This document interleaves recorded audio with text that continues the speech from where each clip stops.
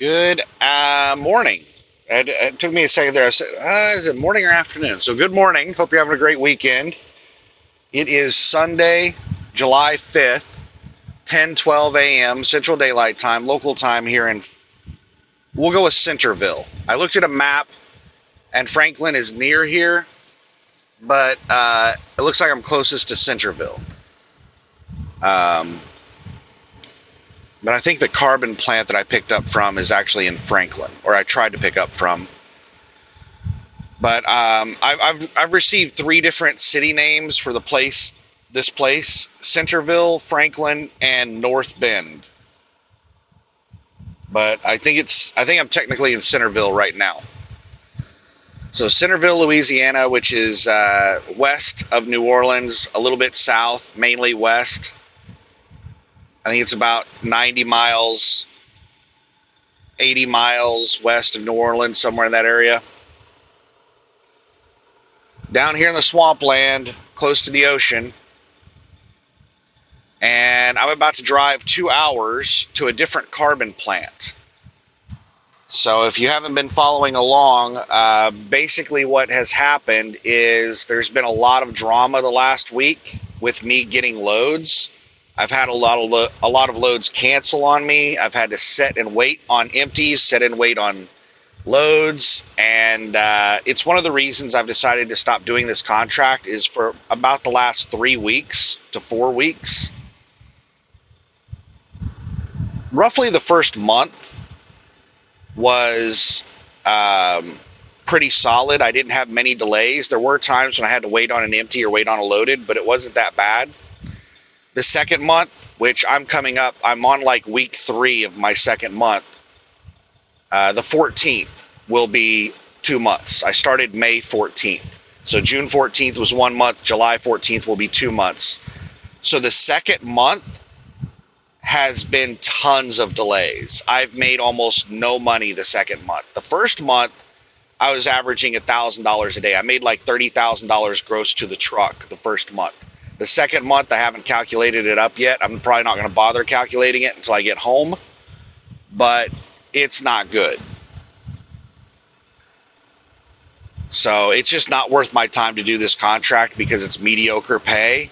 The only thing that made it decent was no deadhead miles and just lots of miles, just as many miles as you can run. That's the only thing that made this load decent. And once the, sitting around started, where I'm sitting around waiting a lot, it made this run really bad. So the most recent thing that happened is I was supposed to pick up a load here in Centerville, Franklin, North Bend, that was going to Texarkana, 350-mile run, and then they expected me to just deadhead home from there and, deadhead 320 miles to the house. I wasn't too thrilled about that long of a deadhead home because that's unpaid mileage that I'm just going to have to pay for fuel. It's like a couple $100 in fuel that I'm just going to have to pay out of pocket. I was hoping they would get me closer to home, but I got here, I checked in at the gate right around 7 a.m., and I sat here until like 11:30 a.m., and I've had problems. This place is terrible at loading you. They can't get the weights right.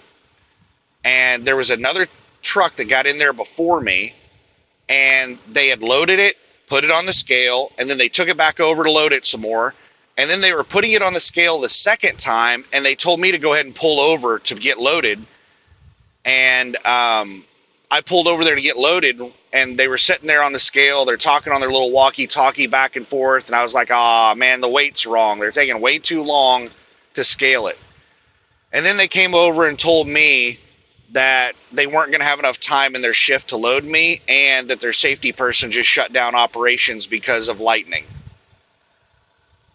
So what happened was they couldn't get the other truck loaded correctly, and they kept having to bring it over and put more in it, and they might have overloaded it. Now they were going to have to take some off of it. That's what they did to me last time, is they loaded me twice.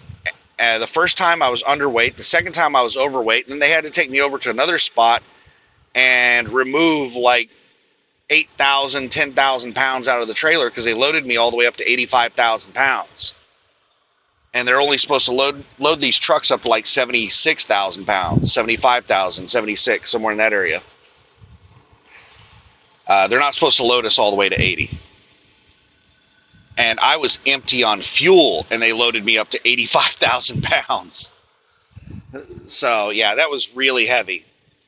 So they told me that I would have to come back Monday because these places typically only load trailers from like 6 a.m. until 3 p.m.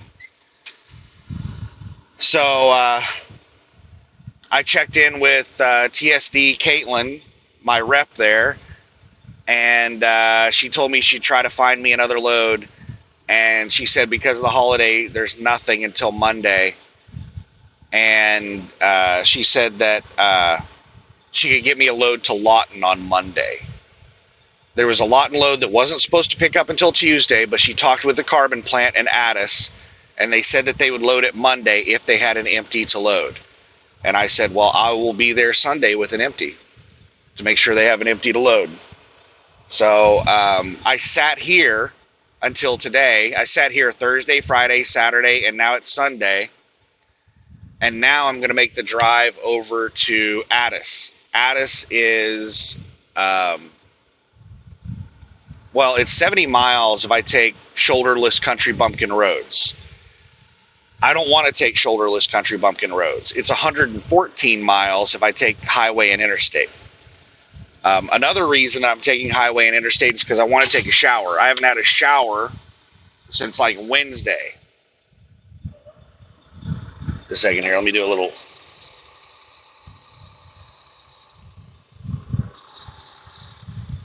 Uh-oh.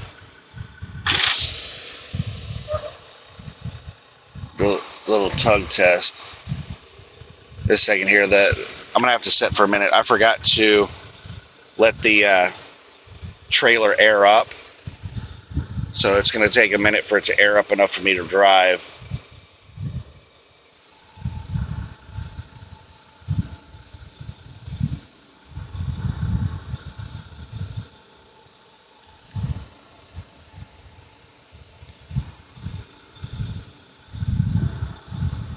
So yeah, I've just been sitting here, and now I'm going to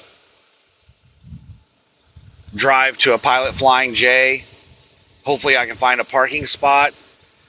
It's not going to be easy to find a parking spot at a truck stop near a major metropolitan area on a holiday weekend, especially toward the end of the weekend on the Sunday, because you have people who live in the area who are taking time off and they're leaving their trucks at the truck stop. And then you have people who are picking up and delivering loads that are sitting around waiting until everything opens up on Monday. So trucks tend to congest around major metropolitan areas on every weekend, but especially holiday weekends. There's probably hardly anybody at truck stops out in the middle of nowhere like Laramie, Wyoming, Evanston, Wyoming, places like that are, Grand Island, Nebraska. Those types of truck stops are probably pretty empty right now. But truck stops that are in major metropolitan areas or just outside major metropolitan areas, they're likely overrun right now.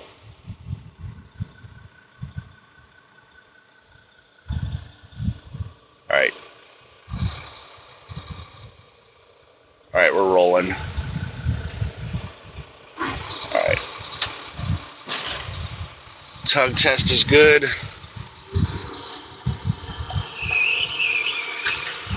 Start making our way, and hopefully I secured everything. And I've been sitting here for almost a week, like 4 days or something. Thursday, Friday, Saturday. Yeah, this is day 4. Uh-oh, is volume pulling in here? No, they're not. Where in the hell is volume coming from? They must still be doing drop and hooks at the carbon plant down there. I don't know why in the hell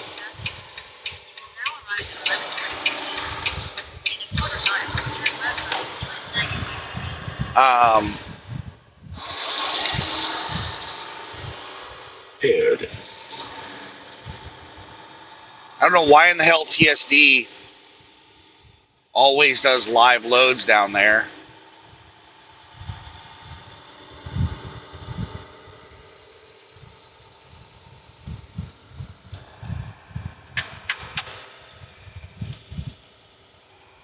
And an update on the situation, if you're not aware, the blower went out on my... left onto the US 90 West ramp. That's loud.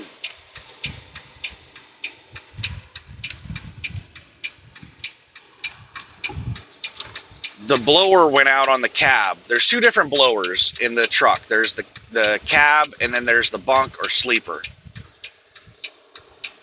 And my cab blower went out.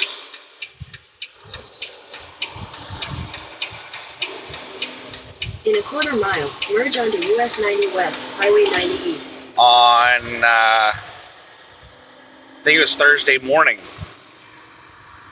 Or no, it was Wednesday afternoon. I stopped to get a shower. Well, I stopped for fuel and a shower in Macomb, Mississippi, at a TA there. And when I shut my truck off to fuel, when I turned it back on,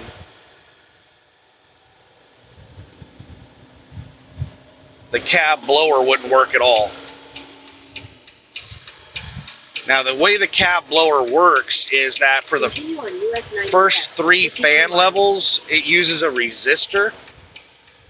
And then for the highest level, level 4, it just bypasses the resistor.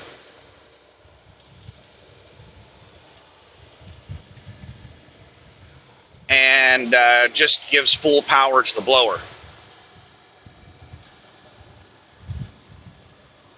So sometimes you can have the resistor fail and the first 3 levels of the fan won't work, but the 4th level still will.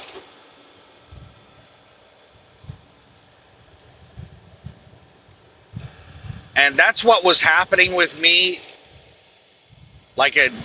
that's what was happening like a day before the blower failed, was I was having issues with the first 3 fan levels.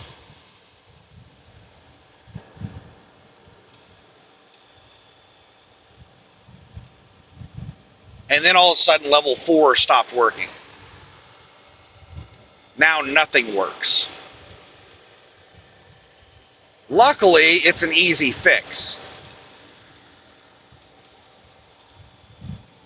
The blower motor is only like $50. The prices are all over the place. The cheapest I've seen one of these blower motors is like $35. And if you buy them from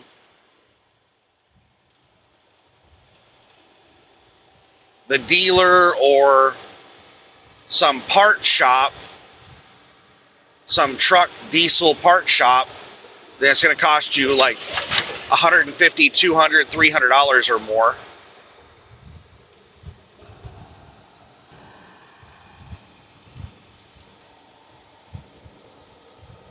And it's easy to replace. It's time consuming to replace it, but easy. You have to remove a whole bunch of panels to get to it. That's the time consuming part. But I watched a YouTube video on how to replace it. It's really easy. It's in the passenger dash area. It's just a pain in the butt to, well, not difficult, but just time consuming to remove a whole bunch of panels to get to it. So I need to replace the blower motor.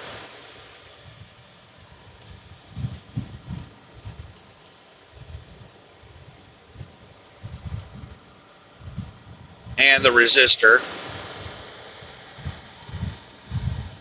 And I'm thinking about going ahead and replacing the blower motor and resistor on the bunk unit as well. It's cheap too, and a lot easier to replace. I haven't had any issues with the bunk unit except yesterday. It could have been my imagination, but yesterday on level 3, it seemed like it was barely blowing any air at all. And I turned it up to level 4 and then back down to level 3, and it seemed like it was blowing normally after that. So I think the resistor and blower motor might be failing on the bunk as well. So I'm thinking, why not just go ahead and replace them, because they're both the same age and they're both probably going to fail around the same time. So that bunk unit might last another week, another month, another year, another 5 years, who knows. But it would really suck to be out over the road and that bunk unit fail. I got lucky this time that the cab blower failed right when I was supposed to go home. I should have been home Thursday night. If they would have been able to load me on Thursday, I would have been home Thursday night.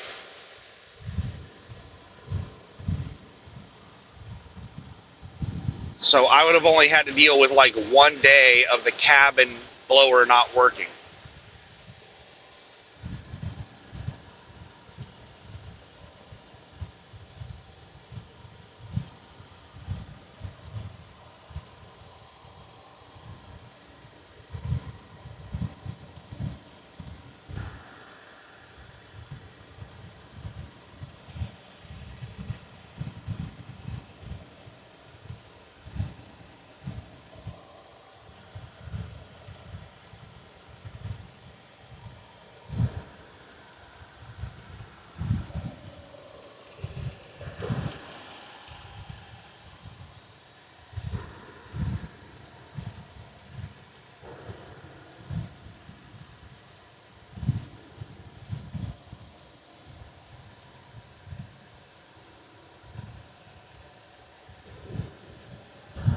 But it would really suck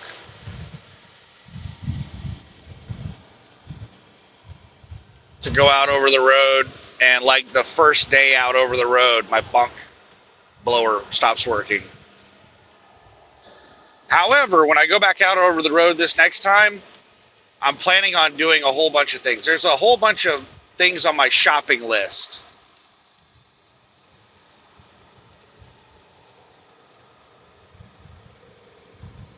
I need to replace the two, well, at least one, possibly two blower motors and resistors.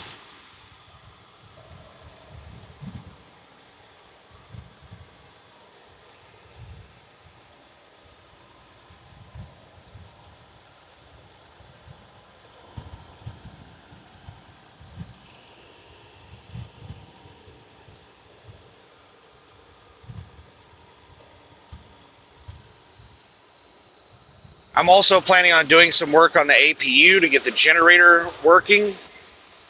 I think I just need to run a new electrical line.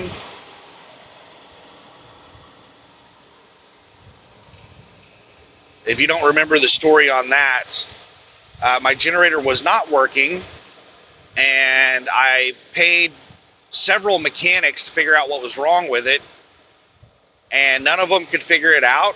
And mechanics are really bad about just guessing. They're just like, the most likely part is this.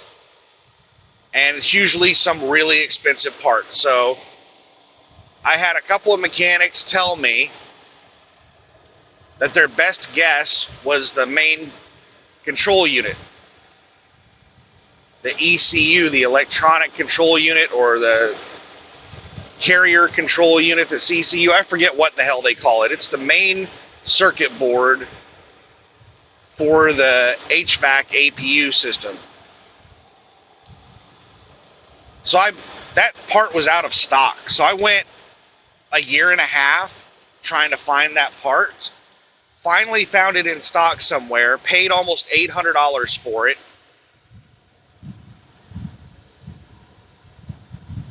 And I was going to install it myself, but I ended up running into a whole bunch of issues with something else. And I was like, well, if I'm going to put it in the shop to have that worked on, I might as well pay them to replace the circuit board as well. They replaced the circuit board. It did not fix the generator issue. So then the mechanic started looking at other things and found that the wire going from the generator was not connected. That was my entire problem. Like, I hate mechanics so much.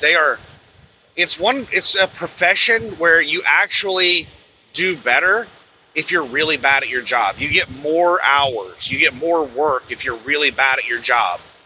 I hate mechanics so much.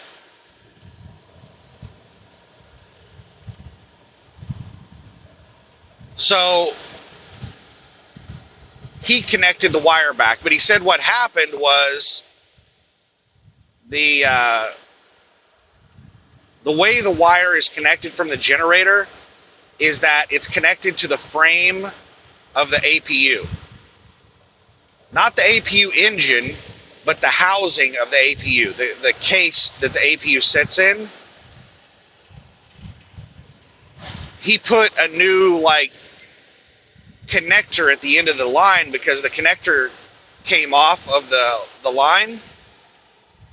And he said that it just connects to a bolt on the frame of the APU.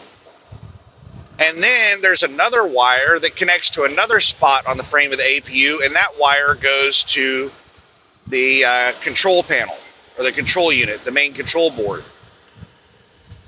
So they have the electricity from the generator going through the frame of the APU. And that seems really inefficient to me. And shortly after he connected all that up, the APU generator worked for a couple of days and then stopped working. Oh my goodness, this jackass slowed down in front of me. This asshole in the van sped up to get around me, and now that they're in front of me, they've slowed down. People do this to me all the time.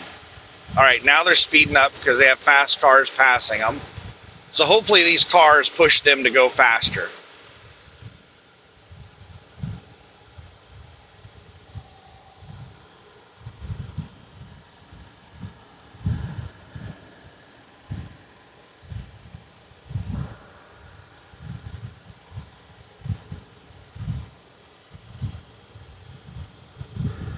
So what I'm thinking the problem with the generator is it's that wire.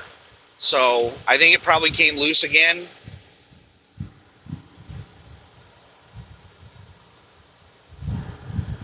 He probably did a half-assed job of connecting it. So what I'm planning on doing is splicing in an actual wire and connecting the two wires directly with a wire rather than running them through the frame. And hopefully that'll fix my generator issue. I also need to buy a new belt for the generator because the generator belt snapped a year or two ago, and I just never bothered replacing it because the generator doesn't work. It's just less work that the APU has to do with that belt missing from the generator.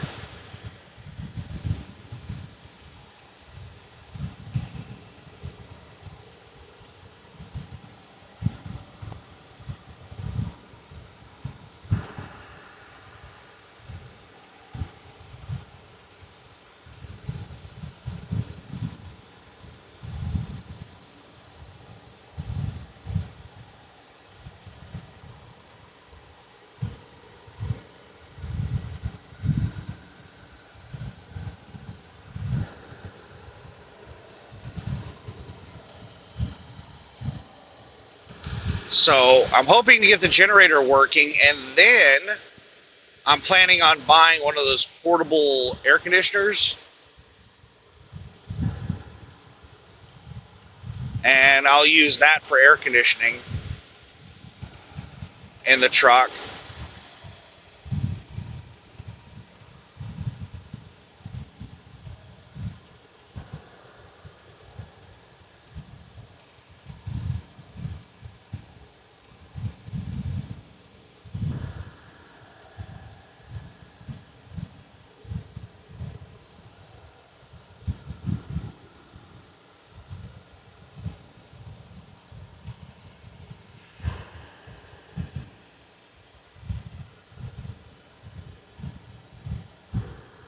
And then I won't have to idle the truck all the time.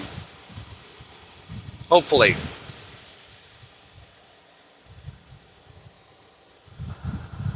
But yeah, if I get the generator working, then the generator creates, like, I think it's a 2,000 watt generator.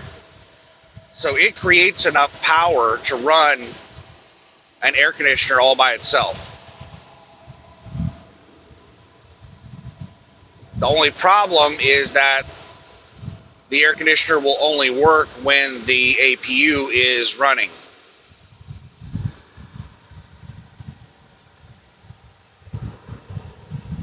Come on, four-wheeler. It's a 70 fucking mile per hour speed limit. Speed up. I'm only doing 65. This jackass just pimp walks out in front of me. Oh, the speed limit's dropping down to 65 from 70 now. There's a sign up ahead that says 65. And this asshole is just going to sit right in front of me. He's slowing down. He's going slower than 65. So now I have two jackasses in front of me that want to go slower than me, but also want to be in front of me. The van and this pickup.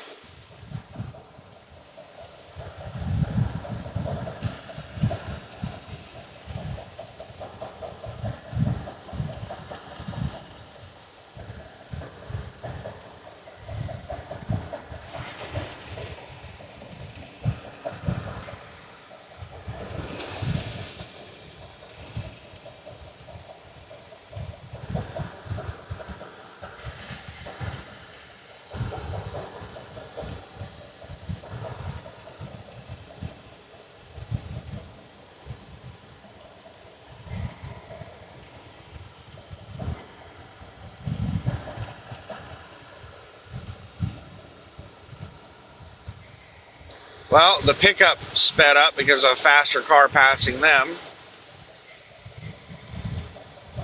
That pulled them away from me. That's nice.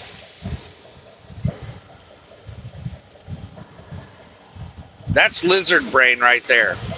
That's people that just are, their lizard brain controls them. They cannot stand for somebody else to get in front of them. It's instinctual competition for survival. And we like to think of ourselves as highly evolved. I don't think we're highly evolved. I think that we are one little tiny step in the evolution ladder from caveman, from complete lizard brain. If you watch what humans do, left lane closed in 2 miles. Humans run on instinct, on lizard brain survival instinct. That affects most of their decision making.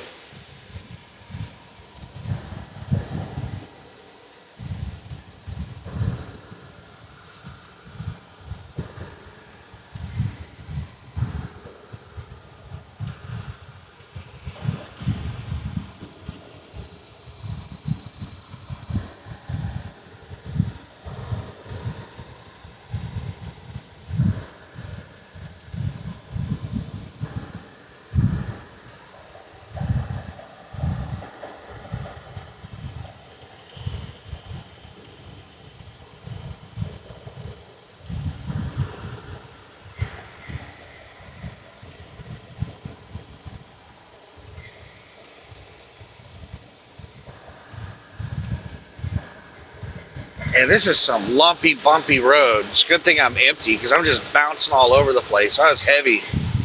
I'd be slamming my suspension like crazy.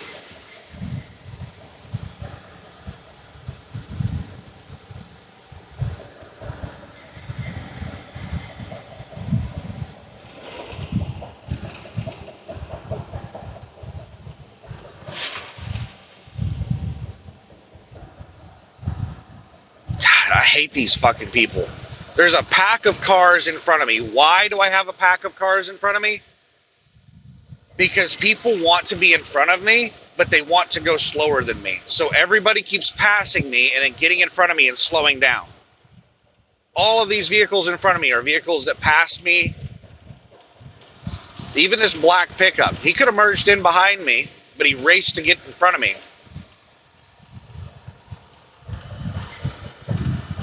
So now I just have this huge pack of cars in front of me that all want to go slower than me, but they also want to be in front of me.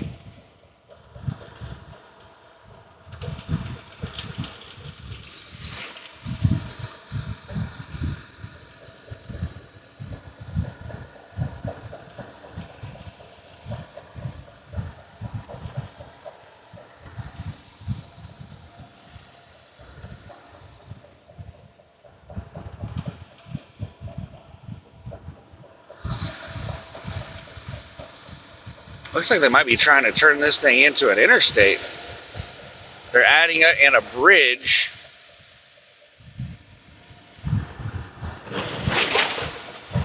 to go up and over the railroad.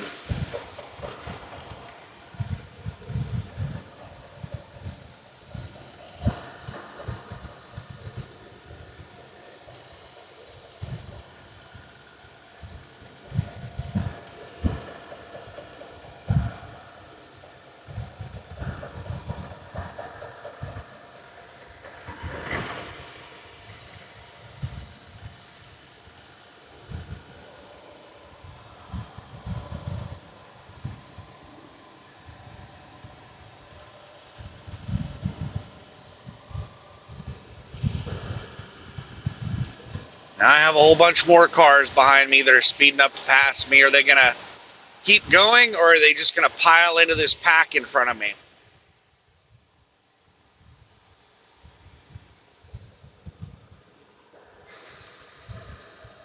Oh, that car went full lizard brain right there. They saw somebody passing them, and they're like, oh my goodness, I got to get out. I can't have somebody passing me.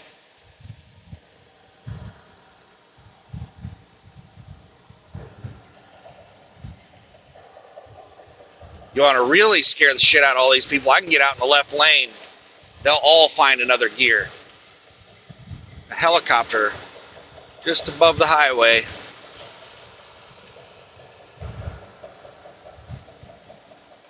Appears to be circling around over here. And it looks like it has sprayers on it.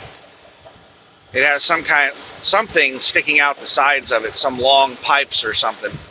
So it's probably crop dusting.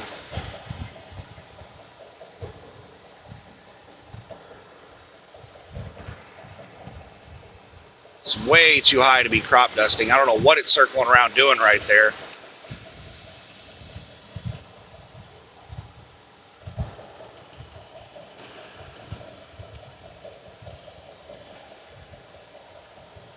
I hope it's not spraying from that damn high. I don't see anything coming out of the pipes, but it definitely looks like a crop duster.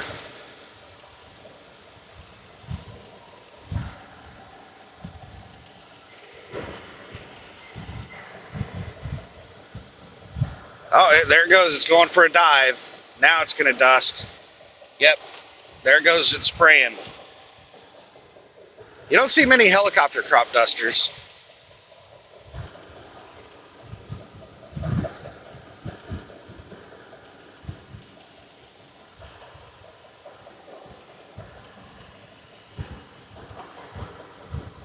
So it looks like the four-wheelers that just passed me are just sitting in this pack. Every son of a bitch that's passed me so far has just sat in front of me, speed matching me.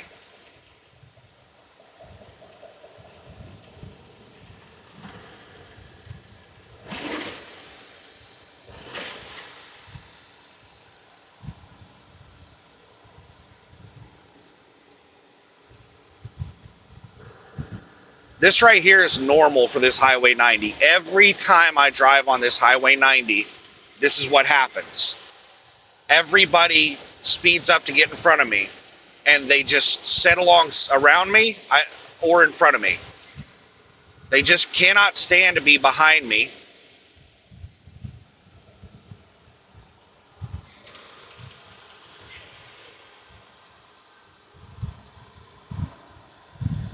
They all have to be in front of me, but they don't want to go faster than me. They want to go slower than me. So this happens to me every damn time I'm on this damn Highway 90 in Louisiana. This is how the people in this area drive.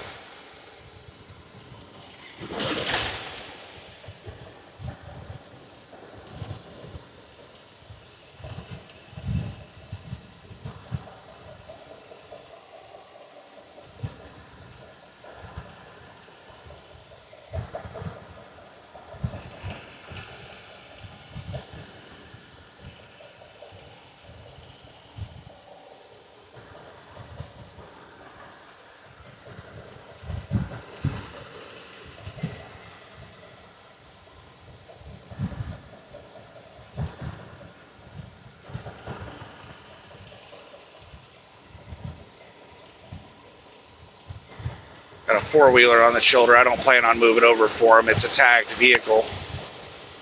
But there's a car parked on the service road. Oh, shit. Well, all these four-wheelers waited till the last second to move over, so I couldn't see what the hell was going on. There was somebody changing a tire right on the edge of the road. This is one of the reasons I cannot fucking stand people sitting in front of me speed matching me. Because I can't see what's going on.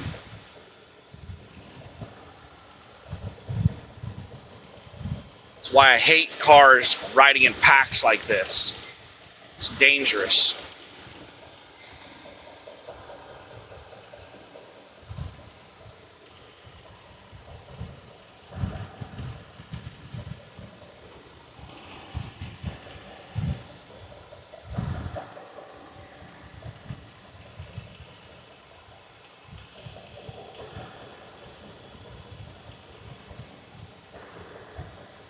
When you're riding in packs like this, every one of these cars that are riding nut to butt with each other are trusting the one in front of them to make a good decision.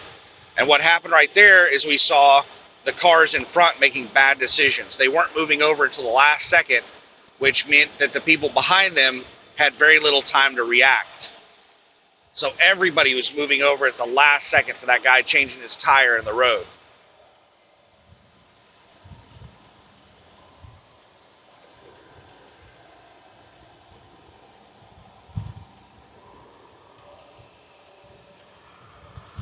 Test, test. All right, just making sure that the audio is coming from the headset. I have a little volume bar on the camera.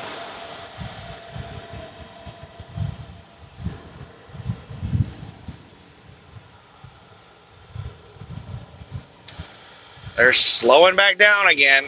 They sped up because that pickup was passing them. And now there's nobody passing them, so they slowed back down.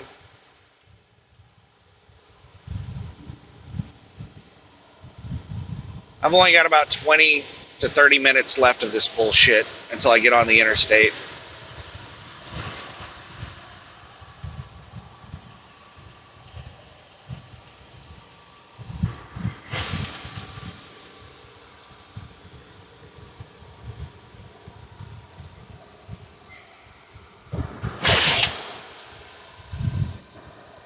Here comes a pack of cars passing me, a pack of 4 cars.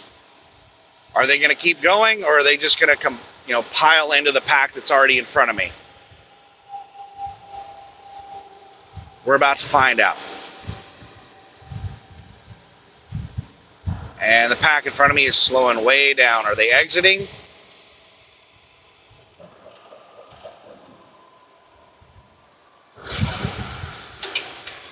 I don't know if they're exiting. We're going to get out in the left lane just in case they're not exiting.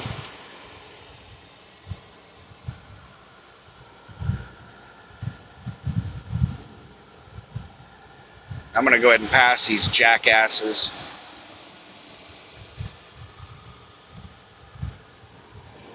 I'm tired of them driving 50 feet in front of me. I'm exaggerating. Just speed matching me. Oh, they've sped up with me. And yeah, these cars, this pack of cars that just passed me, are all just joining this pack. All right, now everybody's speeding up. Now that I'm out here in this left lane, everyone is speeding up. I sped up to 72 miles an hour from 65, and this pack in front of me has sped up and they're speed matching me.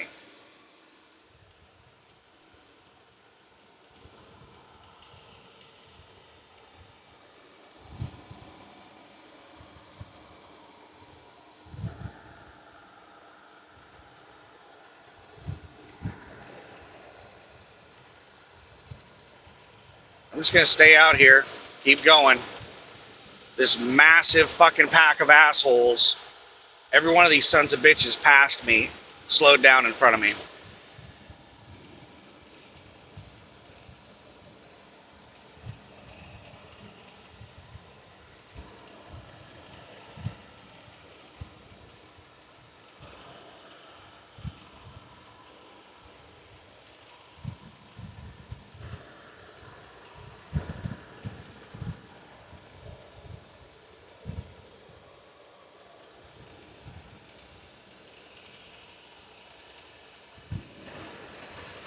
See them all?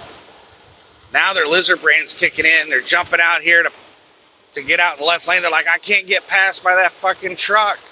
Some people are more lizard brain than others. And the people behind me are losing their fucking minds. They're speeding to try to get around me. They're riding my ass. They're trying to pass on the right.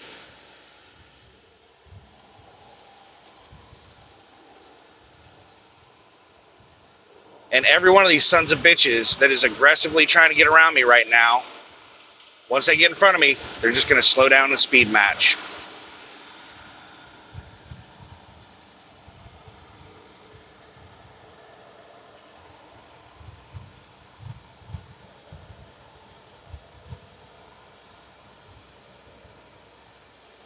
It's amazing how I can affect the speed of cars out here.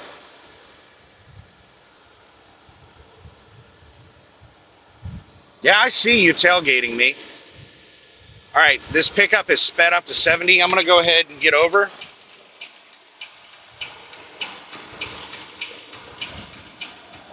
And let's see if this pack keeps going 70. I'm going to drop back down to 65.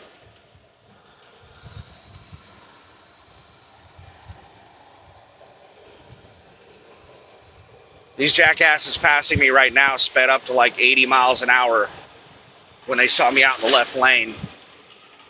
They flew up on me.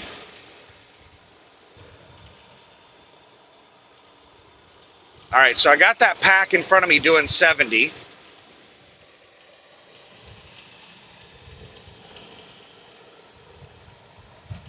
And the cars that just passed me were doing about 80. And now they're all slowing down.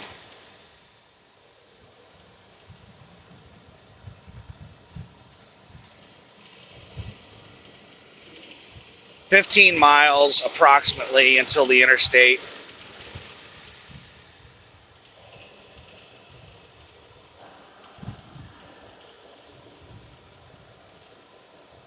All right, they're speeding back up.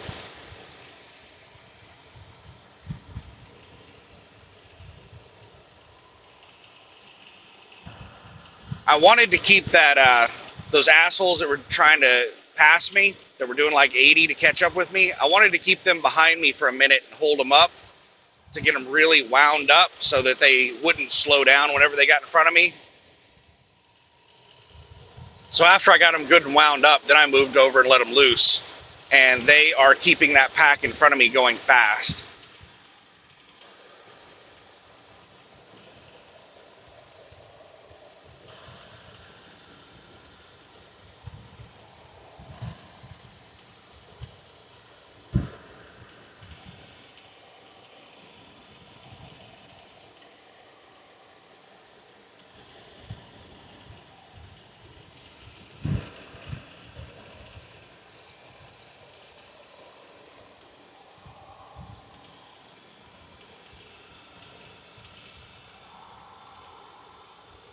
I need to check the mileage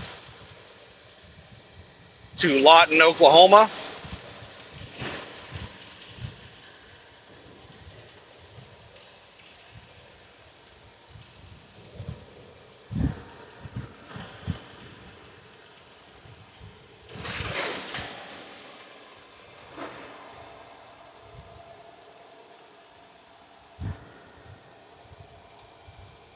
From my new location from Addis, I haven't checked it yet. From this place where I was just at to Lawton, Oklahoma,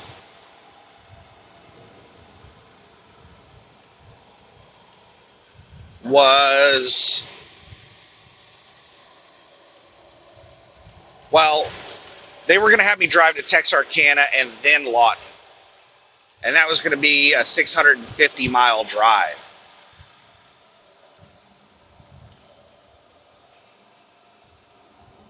And then it's another 90 miles from Lawton to where I parked the truck.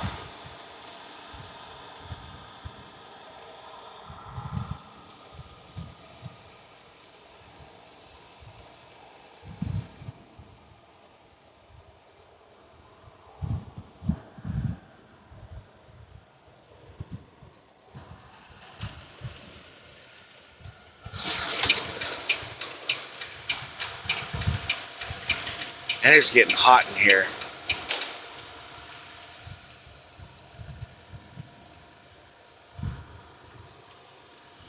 Speed limit just dropped down to 55. We're doing 58.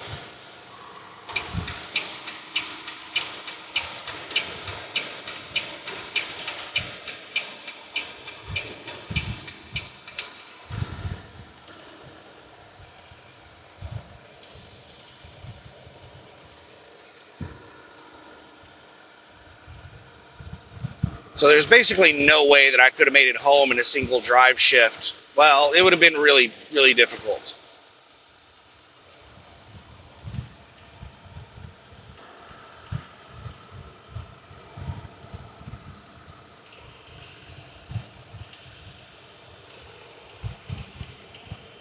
But now on this load, I'm not stopping in Texarkana, which is going to knock off a big chunk of miles.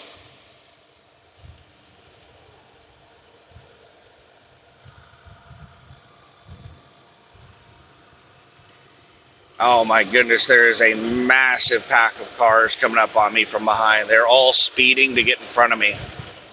I'm doing 60 and a 55. They're doing 65. Their fucking lizard brain is just taking control. They're like, I gotta get in front of that slow truck.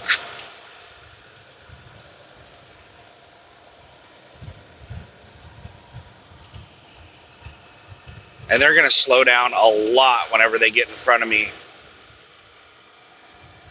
Because they're driving 10 miles an hour over the speed limit to catch me.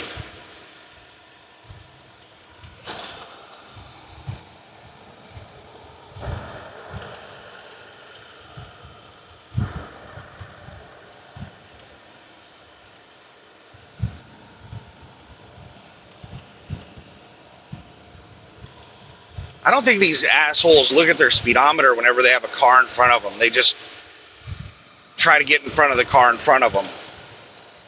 And then, once they're in the front, this one's already slowed down. This pickup that just passed me is already slowed down. Hasn't even made it all the way around me yet. It's slowed down.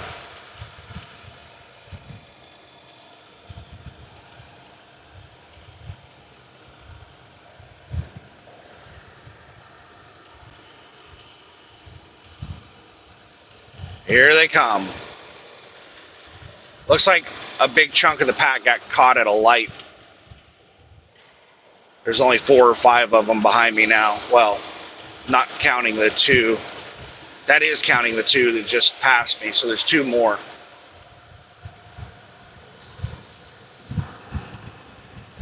Did this dumbass really just pass me to take an exit? This full lizard brain, man.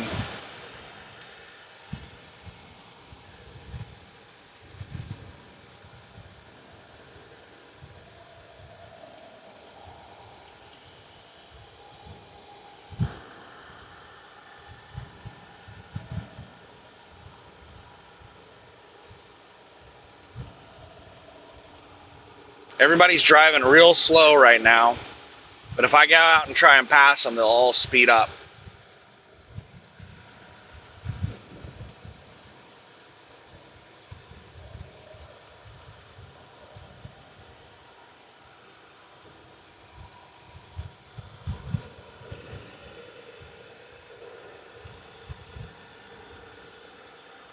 Another jackass had just passed me to take an exit. As soon as they made it around me, they exited.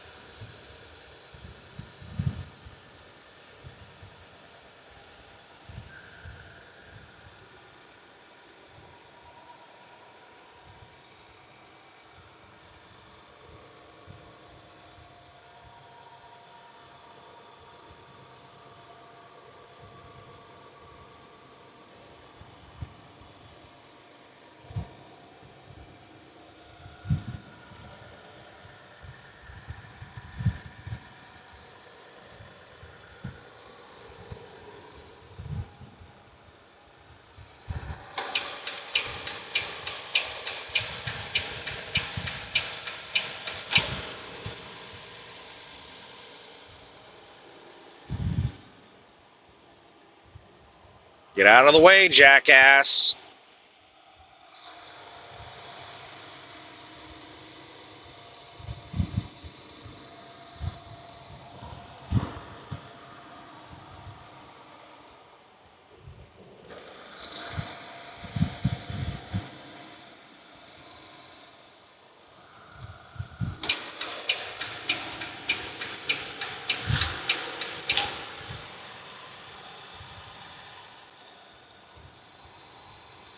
Oh, now he wants to speed up.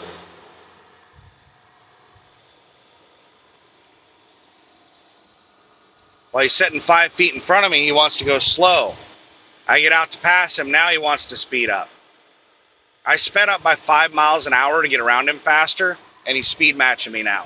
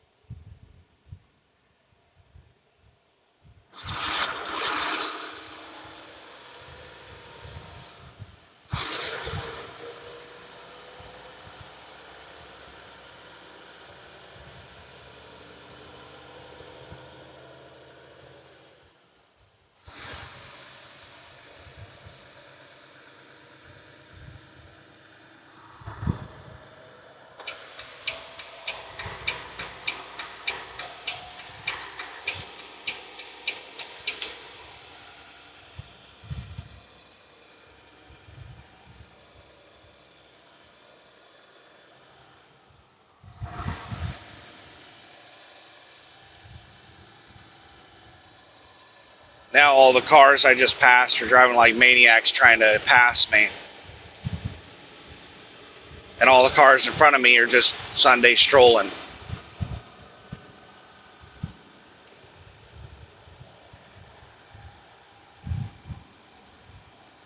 I'm driving 10 miles an hour over the speed limit right now. And the cars in front of me are speed matching me, and the cars behind me are going faster than me trying to get around me.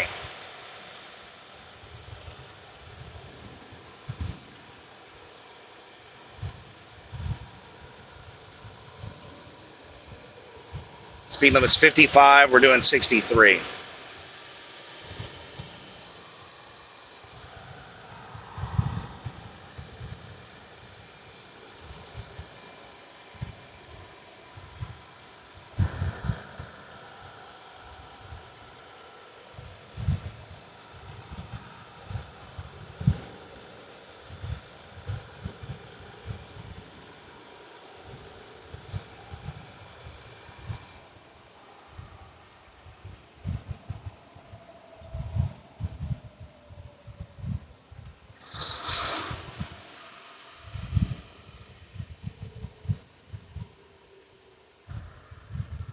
Yeah, jackass. Just cut me off while I'm trying to fucking stop. Stupid fucking idiots. Here goes another dumb shit. Fucking morons.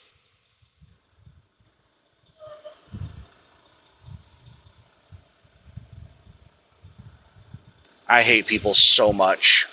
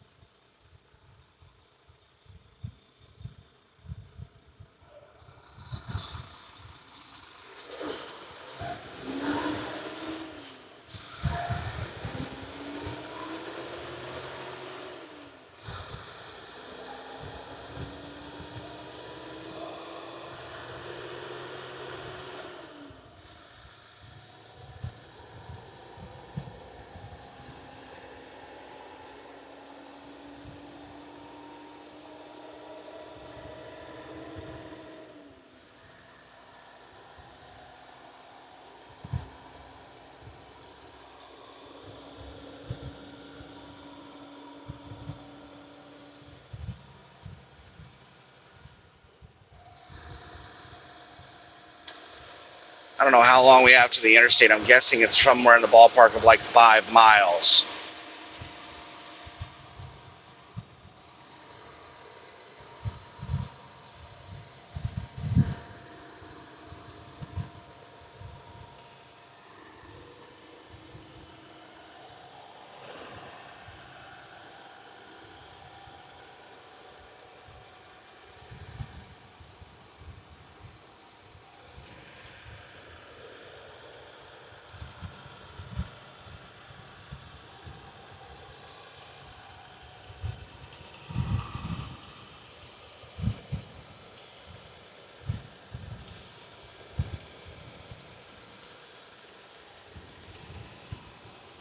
I hate driving in this area.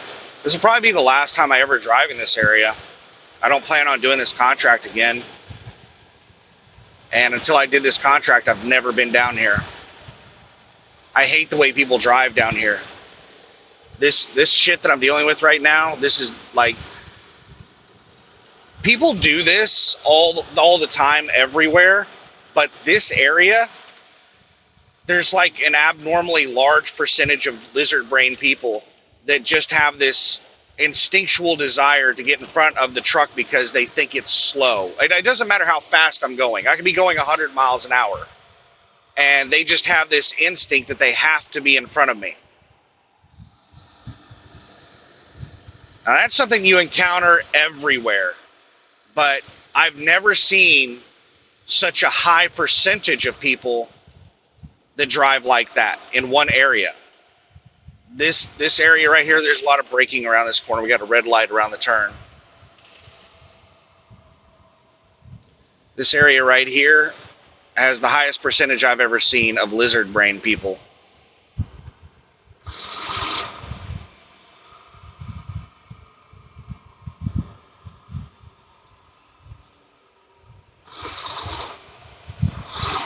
Because normally I only have to deal with 1 or 2 people that do this shit. Not entire, like, packs of cars. Not like every single car on the highway is doing it.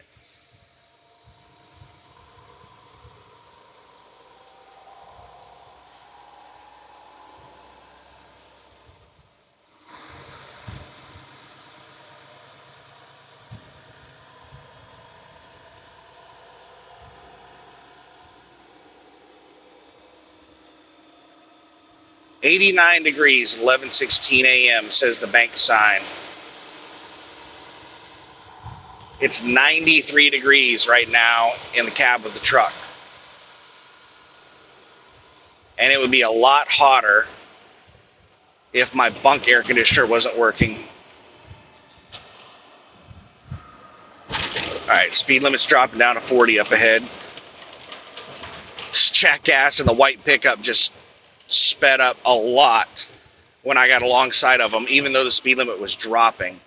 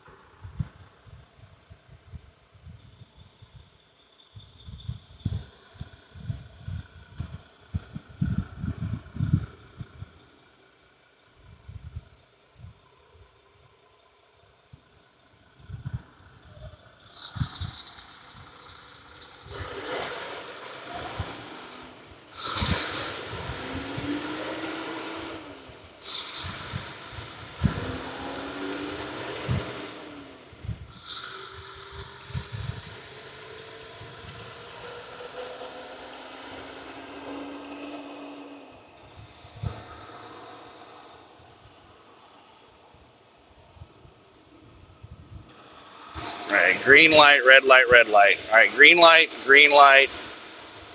Hopefully we can make it all through these lights. That red light's going to turn green by the time we get there.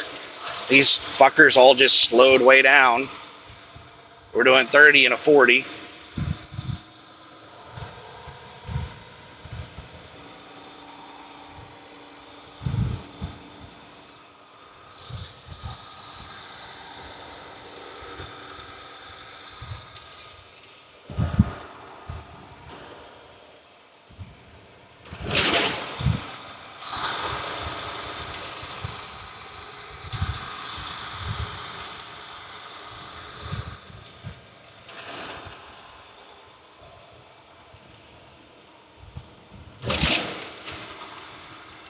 I don't remember driving through this area.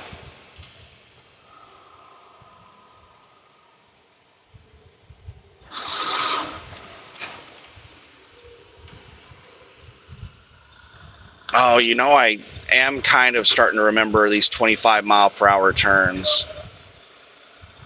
Oh, my goodness. I just have a massive pack of vehicles surrounding me. In front, on the side, behind. They're mainly in front of me. They're all just fighting to get in front of me. Fucking hate this area so much. I hate the people that live in this area, the way they drive.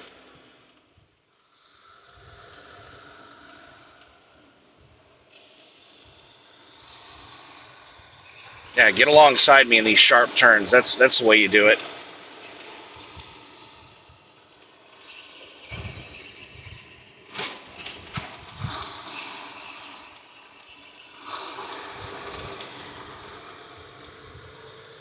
In 600 feet, continue on to northeast Evangeline Thruway. Well, we're getting caught in a red.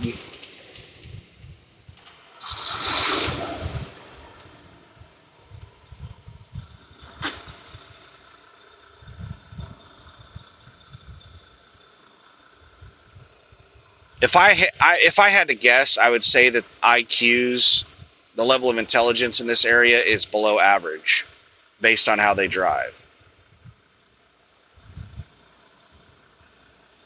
Come on.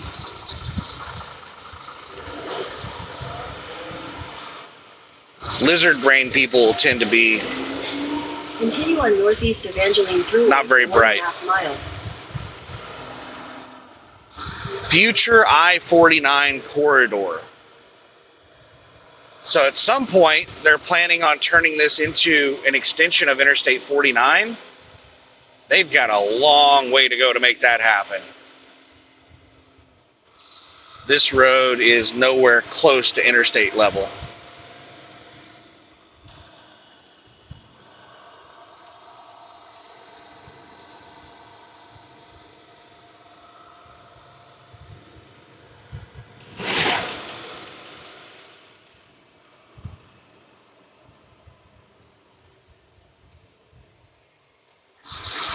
Jesus, the speed at which people are flying up from behind, and then how slow the people in front of me are going, it's crazy.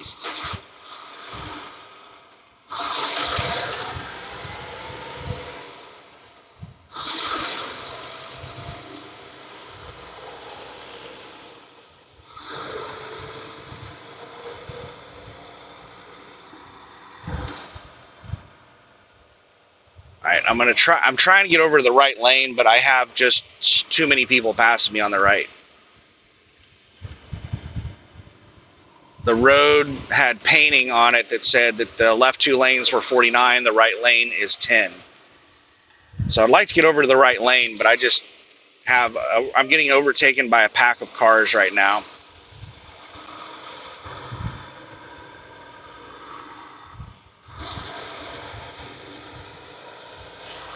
Alright, I got an opening, but there's some asshole flying up in the right lane really fast. I'm going to have to jump over quickly.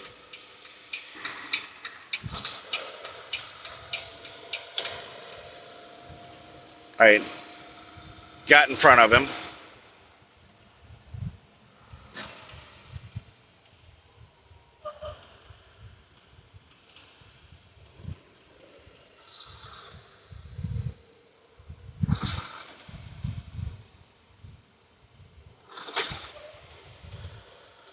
Alright, we're almost done with this shit. Once we get on the interstate, we should get away from the locals.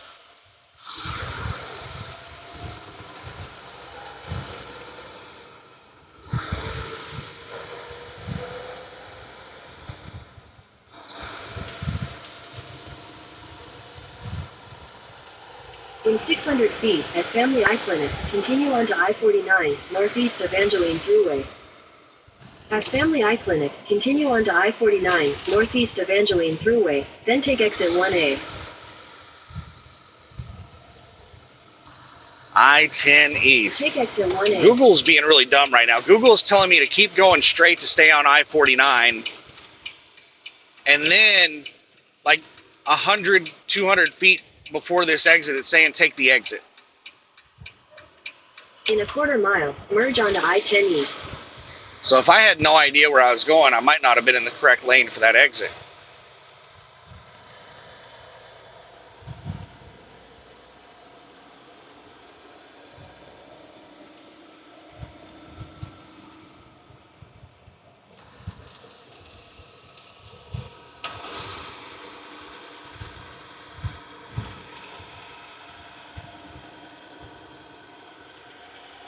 Alright, is this a continuing lane? I-10 East for 6 miles. There's no sign that says that this lane ends.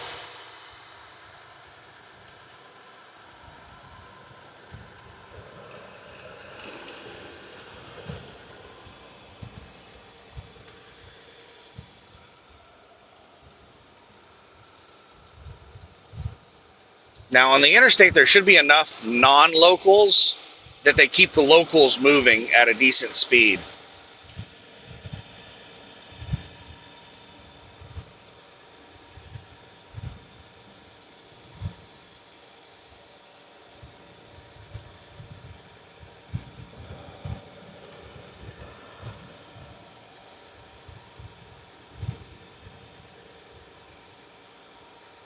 Man, I hope the sleeper air conditioner doesn't break.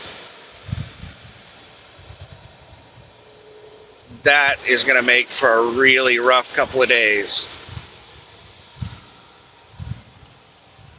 I think we're having some kind of record heat wave across the country right now.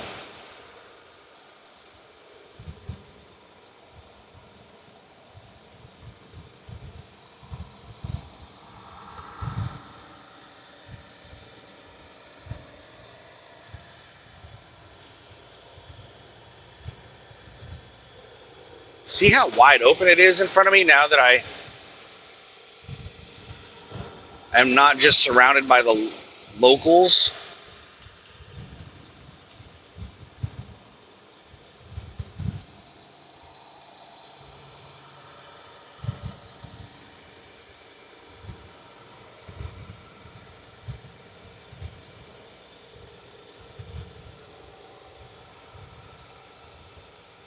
Weigh in motion 1.5 miles. I have not gotten a DriveWise alert in a month and a half. Or not a month and a half. It's been since June 16th.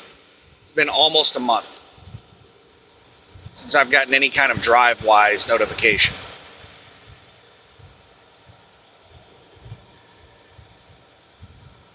And I checked and it's listed as on. Inspection site in 2 miles. I just got one. Yay! DriveWise is working again. I restarted the ELD a couple of days ago, and I haven't gone past a weigh station since I restarted. This is the first weigh station I've gone past since I restarted it, and DriveWise is working again. My ELD hadn't been restarted in like over a month because I've been idling the truck for air conditioning because it's so ridiculously hot and my APU air conditioner doesn't work.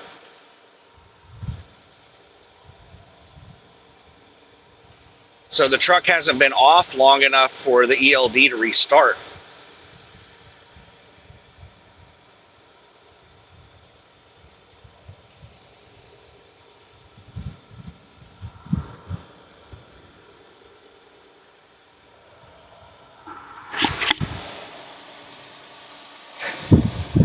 In 2 miles, take exit 109 for Louisiana 328 South toward Bro Bridge. Way station closed.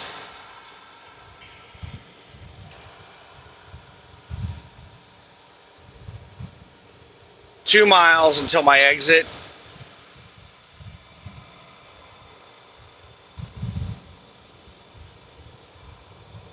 Now, the bunk air conditioner is still working because I have a fan back there that's blowing air on me.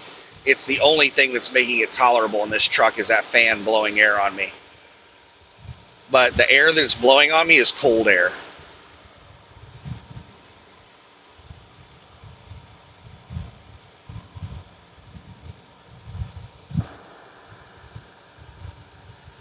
So that lets me know that it's the bunk air conditioner is still working.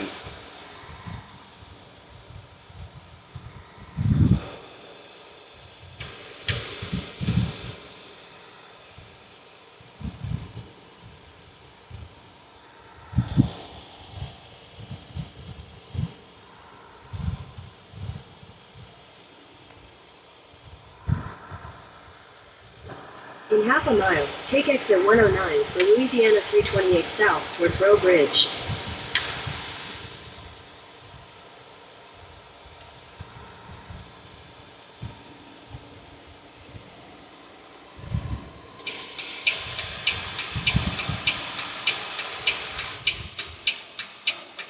Take exit 109, then you'll use the right lane to take the Louisiana 328 South ramp to Bro Bridge.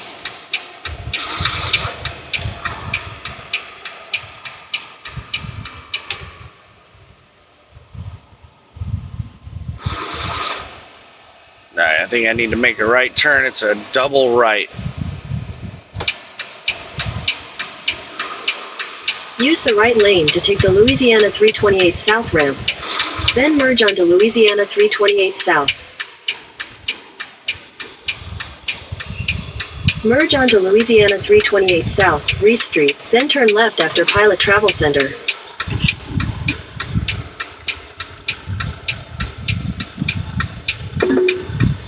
At the light, turn right onto Reese Street. Then after Pilot Travel Center, you'll turn left into the parking lot.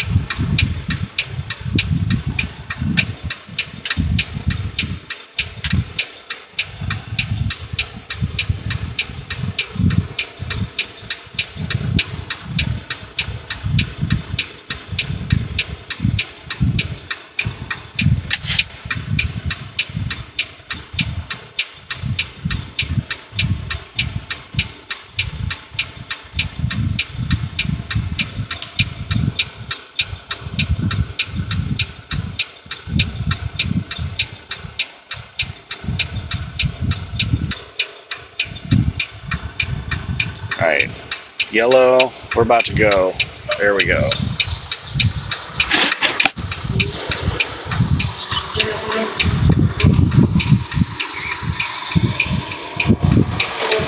No trucks at this entry. After Pilot Travel Center, turn left into the parking lot.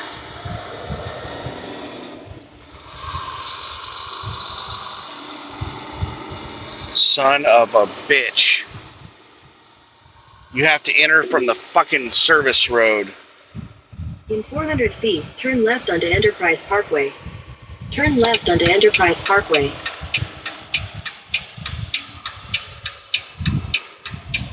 Oh, no, never mind. This road right here says truck entrance. In 600 feet, turn left into the parking lot. I wish they would have had a sign a little bit further down. You know, back there that said truck entrance a little bit further down. There's a big pothole. I'm guessing that this road to the left goes into the Pilot, but there's no sign.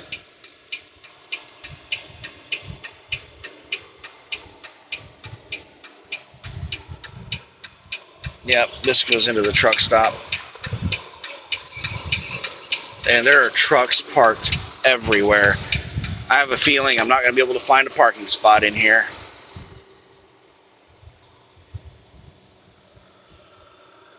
Oh, we have empty reserve spots. Oh, there's a spot over there that's a straight back. We're just going to grab a reserve spot, though.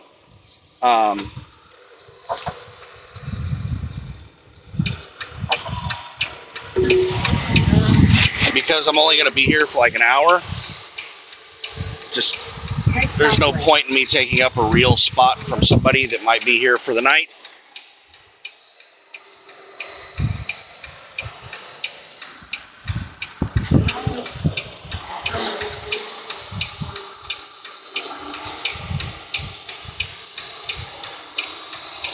If I'm just going to be parking for a short duration, I try to,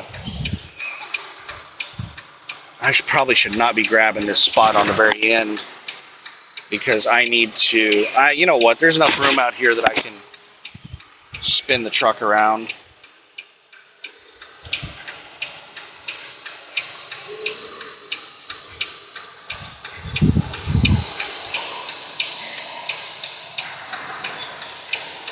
I was about to say, I'm exiting out the same way I came in, I'm pretty sure. So that means I have to make a hairpin turn to the right. But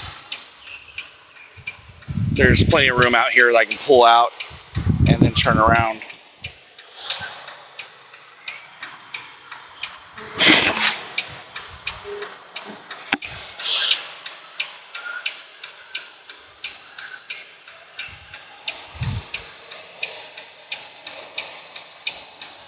All right, now we're in the spot.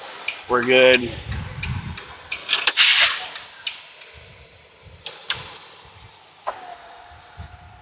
Now let's switch over to sleeper berth, and hopefully there's not an hour-long wait for a shower. So I'm going to pause this while I go take a shower. When I get back, we're going to drive to the carbon plant, and I'm going to camp out overnight at the carbon plant. I didn't camp out there over the weekend because I wanted to take a shower and use the restroom and stuff like that. And I don't know if they have any restroom access there. I'm not sure if they even have porta potties. But anyway, I'll be back in a bit. It is 11:31 a.m. All right, shower's over and done with. I also got their $8 meal. They switched it over from chicken tenders and potato wedges to 2 slices of pizza. And this place told me that I couldn't get a fountain drink. I had to get like a bottled a bottled Pepsi or Mountain Dew. The last place told me that I could either get a bottled drink of the specific brand, I forget which it was, or I could get any size fountain drink. And any size fountain drink is a much better deal. But this place told me no fountain drinks. So I got 2 slices of pizza and a cherry Pepsi for $8. Now, when I initially parked here, I was planning on flipping a bitch right here in this big open area, but we have some special little snowflake that parked right there, and we have a lot of fuel island traffic, which has made it a lot tighter.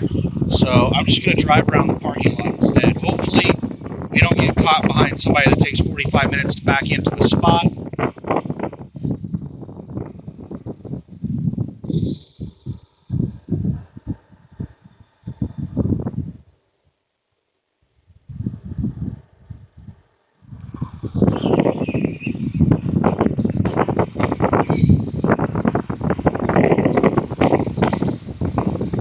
I can't stand people that just park. They create their own parking spot right next to the building so that they don't have to walk very far to the building.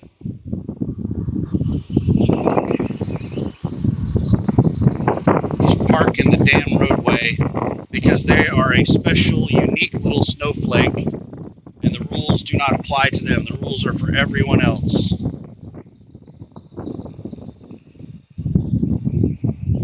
Alright, I can't see shit because of the creative parkers alongside the road. So let's just ease out here.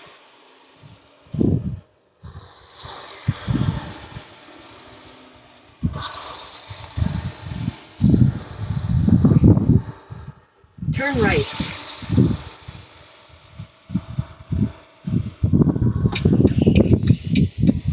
There's Walmart shopping carts all over the place because there's a Walmart right over there. And people are bringing the carts over with food and not taking the carts back. I'll use a Walmart shopping cart and bring the shopping cart over to the truck stop.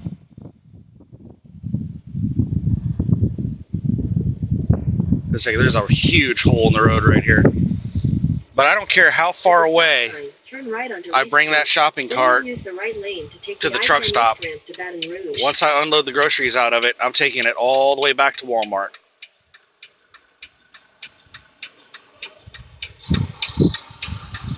Great.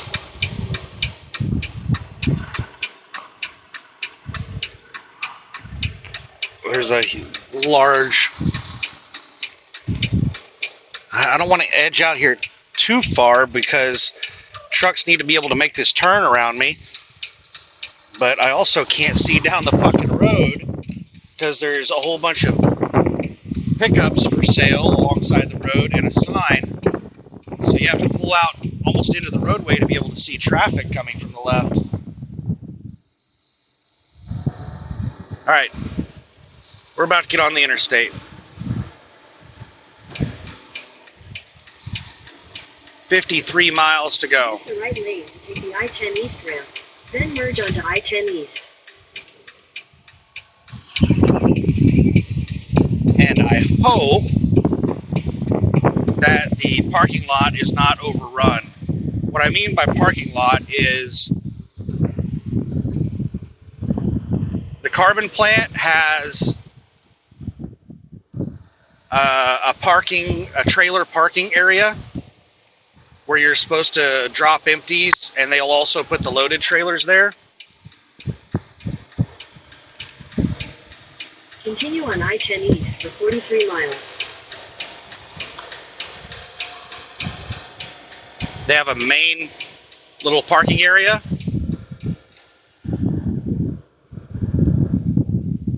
And then next to the shipping receiving office, they have a secondary little parking area. All right. Did I shut the truck? Okay. All right. Never mind. I was like, why isn't my cruise coming on? I clicked the cruise button and it was like it didn't have anything programmed in. I'm like, I didn't shut the truck off. But no. All right. We're still set at 65.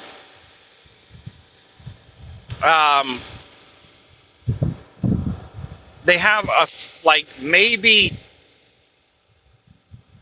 around 8 to 10 parking spots. 5 to 10. I don't know how many parking spots next to the shipping and receiving office. And those are pretty tight parking spots. But they'll put empties and loaded there as well. That is typically where people set bobtail waiting for their load. But if the main parking lot gets empty, they'll kick people out of there and use it for empty and loaded trailers. And they'll tell you to go park alongside the roadway. So I'm hoping that they are not overrun with trailers and I have to park alongside the roadway. Because Landstar has this setting duck policy where it's immediate termination of your contract if they ever catch you parking alongside a roadway. But at some of these shippers or receivers, they force you to. It's like the only option. I remember the very first load that I picked up at Landstar, my very first load, I had to park alongside the roadway. It was a dead-end street that ran alongside the shipper, and what you had to do is line up alongside the roadway and park, and you had to walk out from your truck to the guard shack and check in, and then they would call you whenever they were ready for you, but they forced you to sit outside, parked alongside the roadway while they waited on you.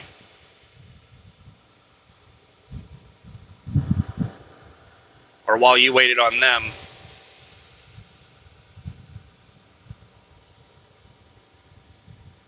Oh, it looks like the right lane's about to go exit only.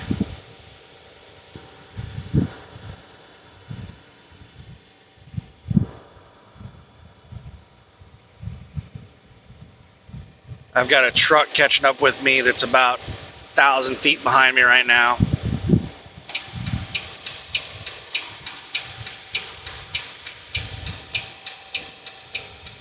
This sumbitch is moving out into the far left lane. He's still about 1,000 feet behind me, and I just moved into the center lane where he was at, and he just moved into the far left lane, and he's maybe 700 feet behind me now, about 500 now. Why do people move out so early? Like, there are people that'll move out into the left lane like a quarter mile behind me. Why do people do that? And usually the people that do that are the ones that want to move over as quickly as possible. They'll cut you off whenever they make it past you. It's like you just spent 5 minutes out in the left lane and you can't wait 10 seconds to get a safe distance in front of me before moving over? The fuck is wrong with you? Let's see what this one does.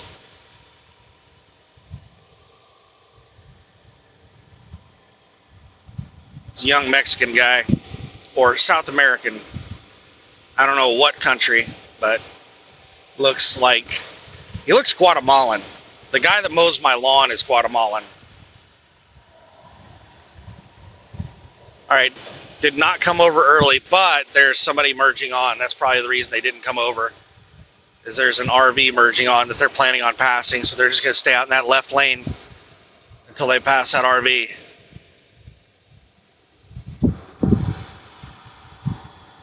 He looks just like the guy that mows my lawn. The guy that mows my lawn is really tiny little guy. He's like stocky. He's not skinny. He's not fat either. He's just kind of wide. He has like broad shoulders, but he's a little tiny fella. Turtle.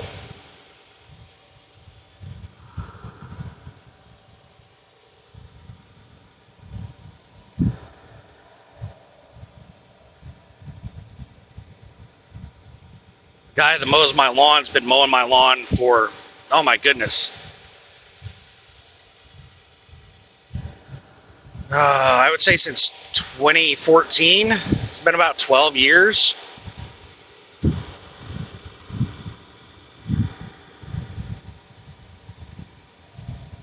And the only reason I know he's from Guatemala is because there was one time that he told me that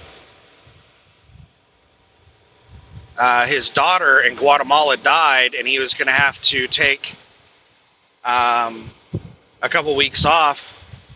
Trucks right lane only next 18 miles. Son of a bitch. I hate this damn bridge. I'm going to have to drive across this fucker again tomorrow.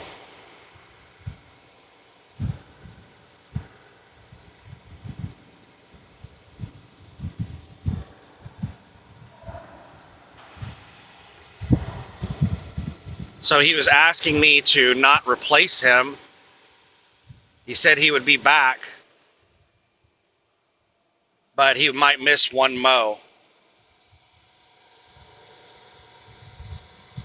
because he had to go to Guatemala for his daughter's funeral.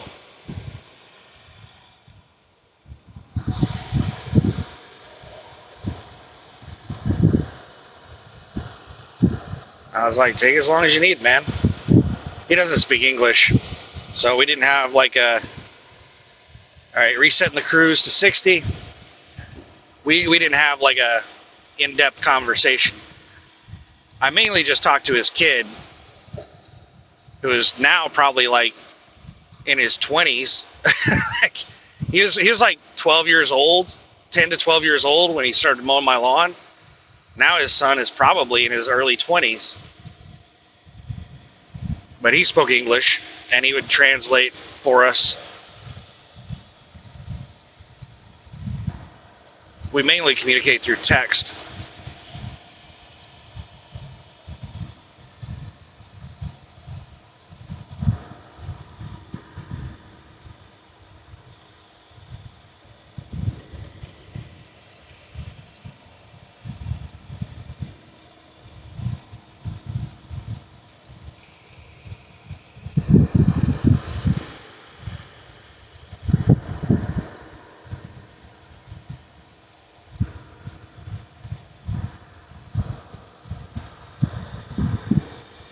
I need to spit.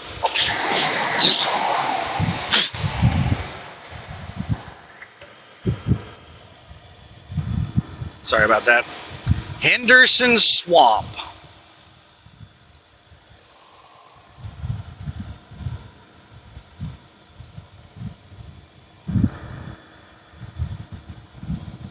Yeah, whenever I get there, I'm going to try to find a spot that I can sneak into that's got some damn shade.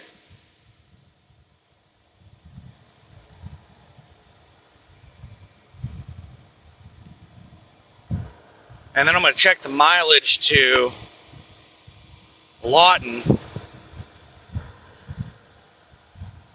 And I'm quite certain it's going to be about the same mileage. Yeah, just go ahead and cut in between us there, you dumb shit. The speed limit's for everybody else, not you. You just go on about your day. We're sorry we're in your way.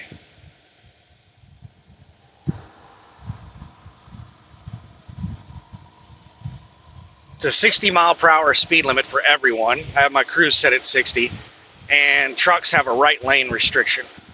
Trucks are not supposed to leave the right lane. I've talked about this pretty much every time I go across this bridge. I don't know the reason behind the rules, but I can speculate as to the reason behind the rules. Usually, whenever you have low speed limits and lane restrictions on bridges, it's to try to extend the life of the bridge. The faster you travel on the bridge, the more damage you do to the bridge, the lower life expectancy it has. And if you restrict trucks to a single lane, then the most you're ever going to have on a section of the bridge is whatever the weight of a truck is. If trucks are not restricted, if they're allowed to drive side by side, then you could have up to 2 trucks' weight on a single section at a time. It's like twice as much weight on the bridge. So I think all of these rules are to extend the life of this bridge.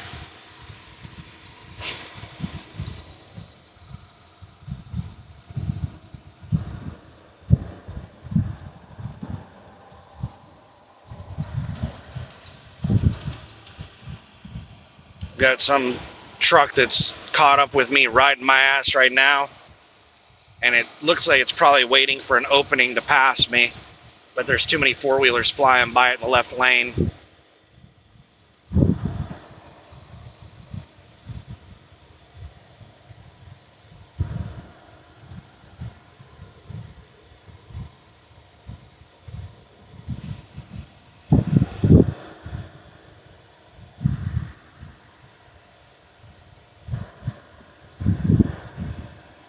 I need to put together a list of shit to buy when I get home, because I have a long list of crap I need to buy. I want to stock up on cab air filters. I need to buy different V-belts for the APU, because the V-belts that I bought are too long. I have to max. There goes the truck behind me. It finally got an opening. Now it's passing me.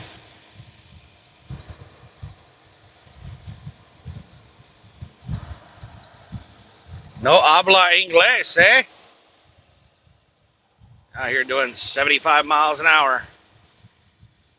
He must be empty or really light to accelerate that quickly, because he just popped out from behind me and then accelerated up to like 75 miles an hour really fast.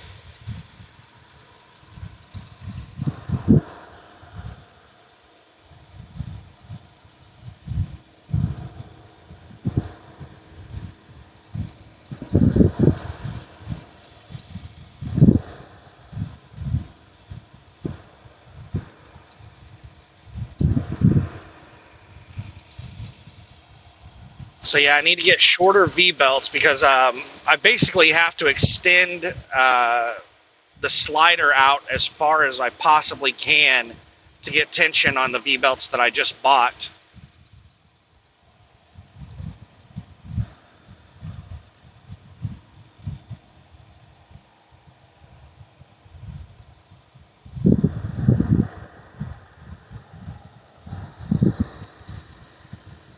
they'll work. I mean, they are working right now, but they're just, I don't have any room to extend the slider out if they stretch a little bit. And the belts tend to stretch. I'm trying out this new brand to see if they don't stretch as much as the brands I've been buying.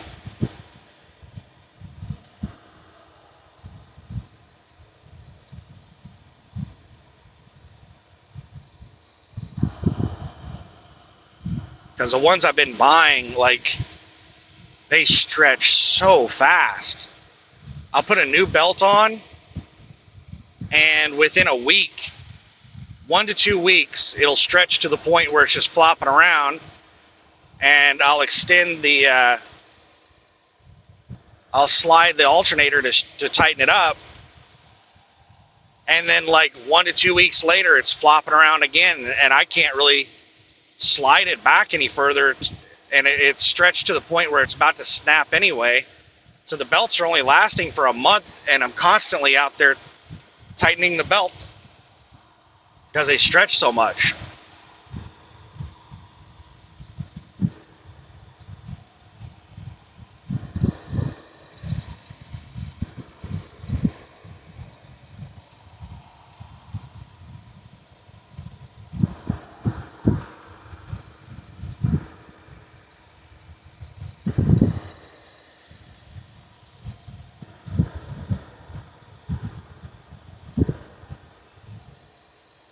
Pretty sure that truck that passed me can read. They knew they weren't supposed to be out in that left lane, and that's the reason they sped up so much to get around me quick.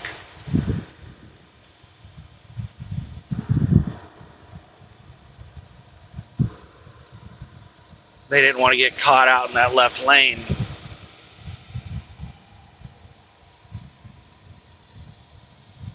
All right, we've only gone about 8 miles, and this is 18 miles. So we've got like 9 or 10 miles to go. The ELD just popped up and told me there's 9 miles of trucks right lane only left. So the ELD is telling me we're halfway across.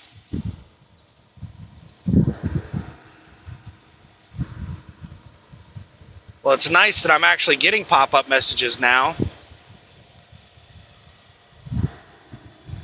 because I didn't get any kind of notifications for way stations or anything for almost a month. It was since I checked when the last DriveWise notification I got was, and it was June 16th.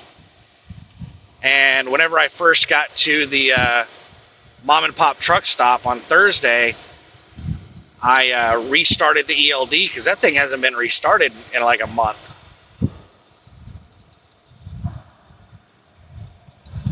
And now that appears to have fixed it. Now I'm getting notifications for stuff.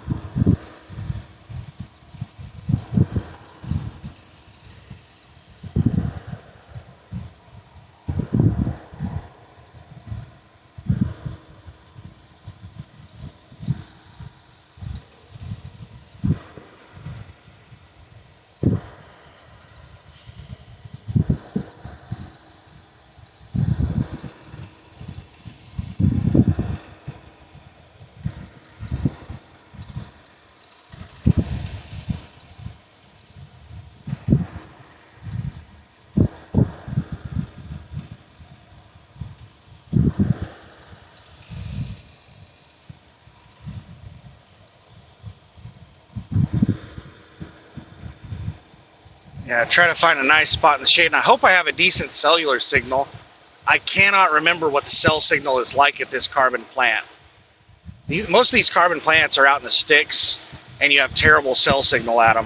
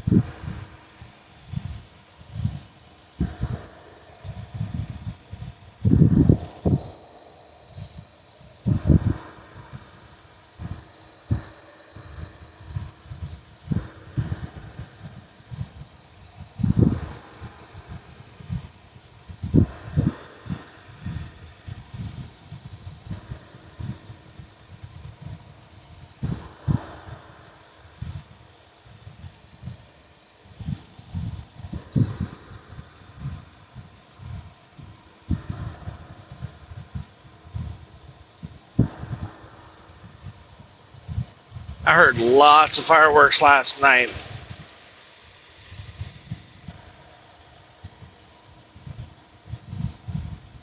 There's a little tent selling fireworks right next door to the truck stop I was at, convenience store, whatever it is, and that place was busy. Oh my goodness, that place was busy.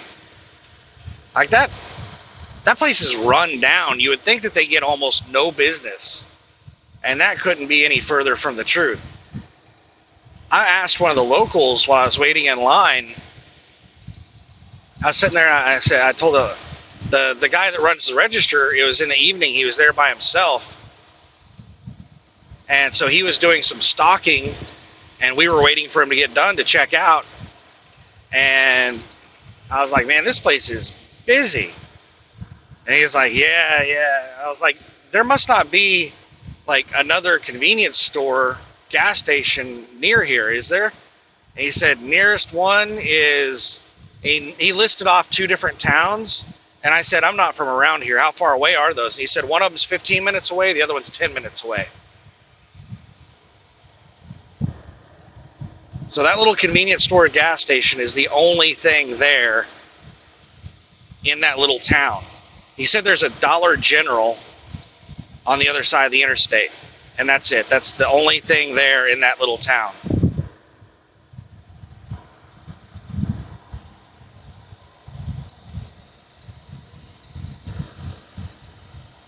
And that place was busy all damn day long.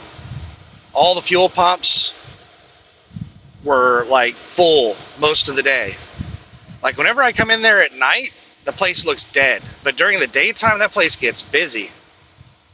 People are constantly coming in there buying alcohol, mainly beer, but other things as well.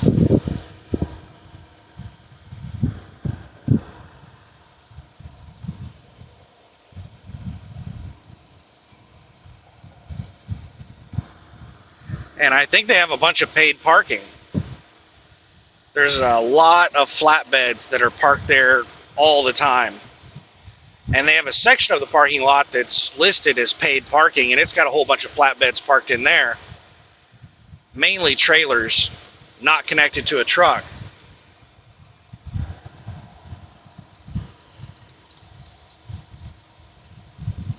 So I suspect there's some flatbed company that pays them to park all their stuff there.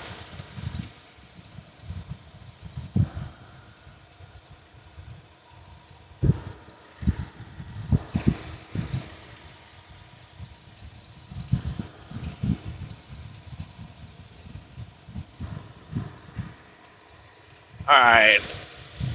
We should be at about 35, 15, 16 miles. We should have about 2 miles left. Because whenever we started on this, we were 35 miles from the exit, and now we're 19 miles. So it should be 16 miles we've traveled so far on this bridge.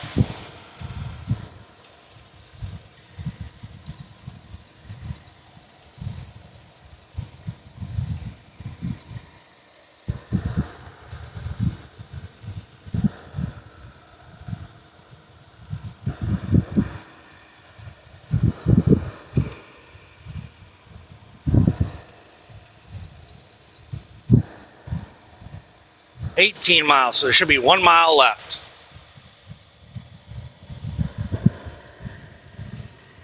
And right there's the end of the bridge. Truck restrictions end.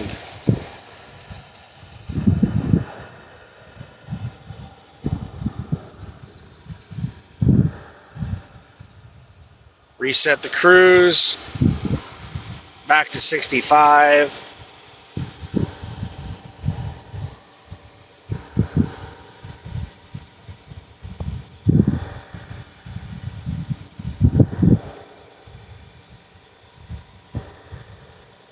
$18 miles until we get onto the highway or State Road. It's State Road 1 is what it's saying it is. Got a four-wheeler up here on the shoulder. I'm not seeing anybody near the fog line. I'm going to stay in my lane because I'm going pretty slow in the four-wheelers. There's a pack of people behind me frothing at the mouth, wanting to get around me. All right, they just put their left turn signal on. So they're trying to get out on the road.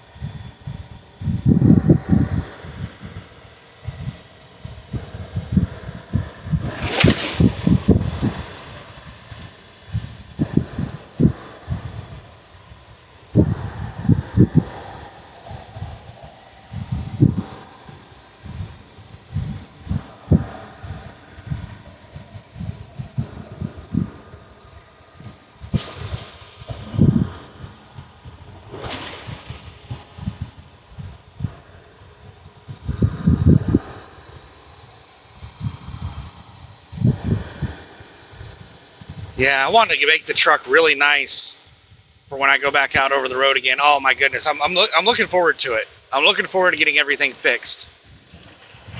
Get the blower and resistor replaced on the cab.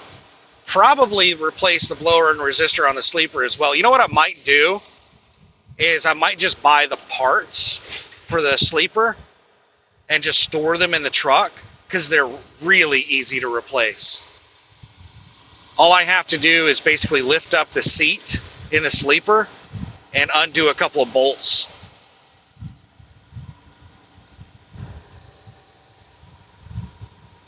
It's really easy access. I mean, it's really easy to replace the blower on the cab as well. The main problem is just accessing it. You have to remove a bunch of the panels, and it's like a fucking puzzle to remove the panels in these trucks. You have to remove certain pieces in order, because one piece covers up another piece, and you have to pop the speaker out to access the bolt. It's like a puzzle. It's basically a puzzle game. So if you don't have instructions on how to do it, trying to figure it out is a nightmare.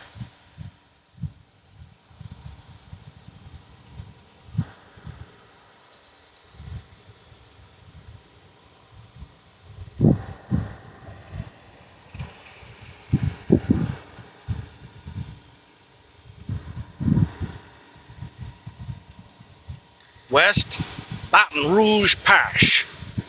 West Baton Rouge Parish. Baton Rouge.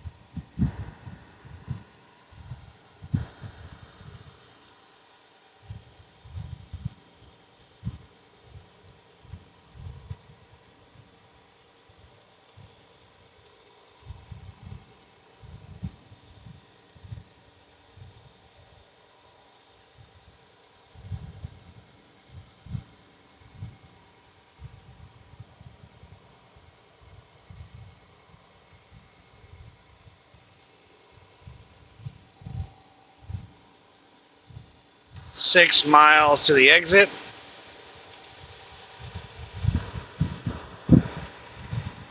What is that lone building? There's one lone tall building. It's probably a refinery.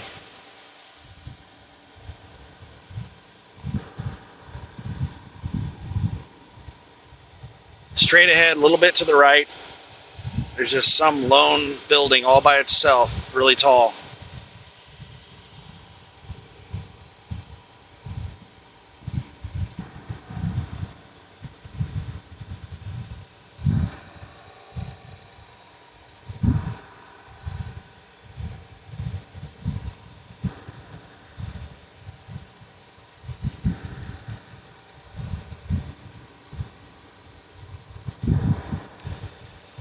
Yeah, tomorrow, most likely, I'm going to have to check the mileage, but most likely tomorrow,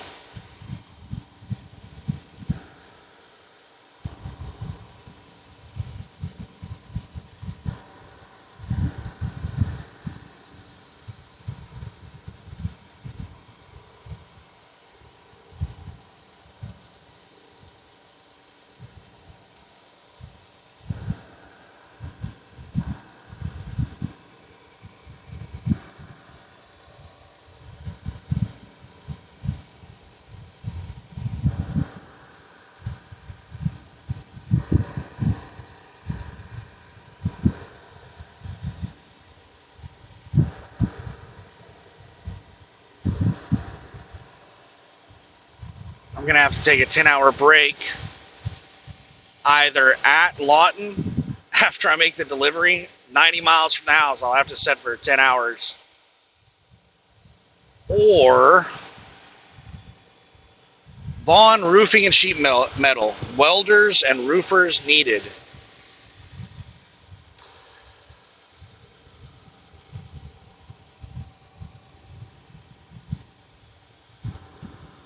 That seems like a job where you could, or a profession, a skill that's just highly in need everywhere is welders.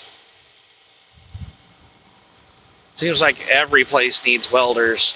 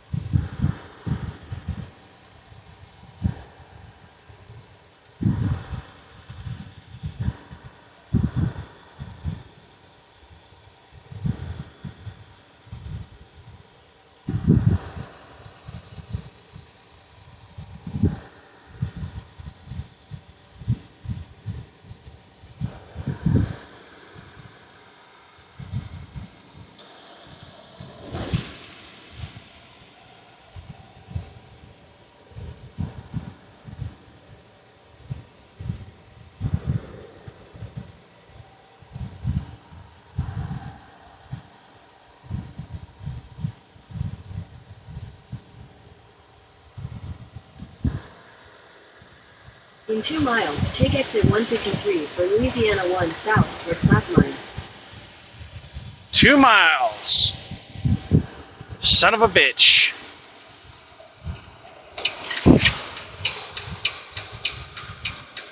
Alright, looks like this four-wheeler's going to let me over.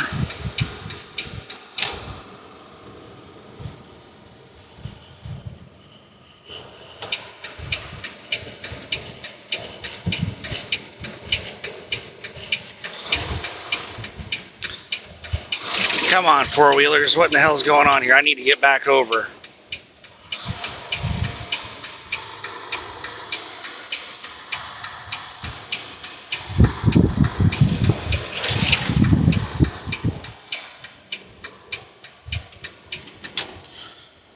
Fucking hate it when, like, there's lines of cars merging on with no space in between them. They just, a whole fucking line of vehicles just forces their way onto the road.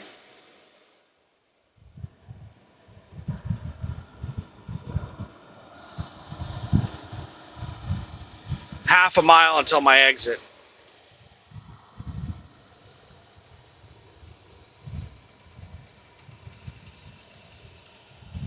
In half a mile, take exit 153 for Louisiana 1 South toward Plaquemine. We're going to exit right before the bridge.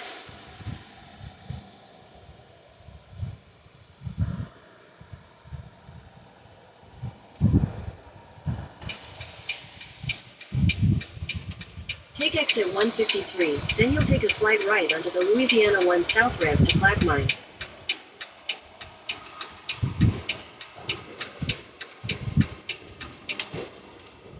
"35 mph for trucks," the sign says.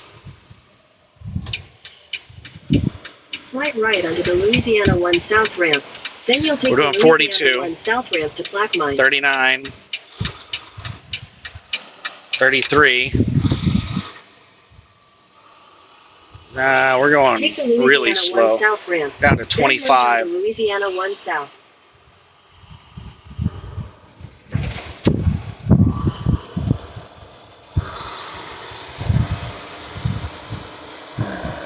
Touch a tree branch.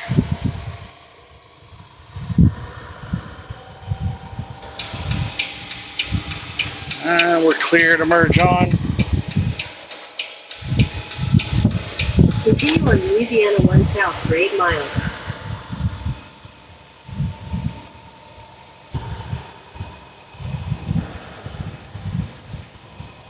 And I just realized last time I was at this carbon plant that the no left turn was, I didn't even know there was a road right before the road. Like right before the main road that you turn on, there's a little side road that goes into town that runs alongside the main road. It's not easy to even see the road, but there's a whole bunch of signs that say trucks, no left turn. And I'm like, son of a bitch, I got to turn right and then do a U-turn? That doesn't make any sense. And then I noticed one of the times I was pulling in there were signs that said trucks, no right turn. I'm like, right turn where? Because it's railroad tracks. And I noticed that there was a road running along the railroad tracks. I was like, oh, that is the truck restricted road that all the signs are for. And what I've been doing whenever I leave the carbon plant is I've been making a right turn and then doing a U-turn and coming back.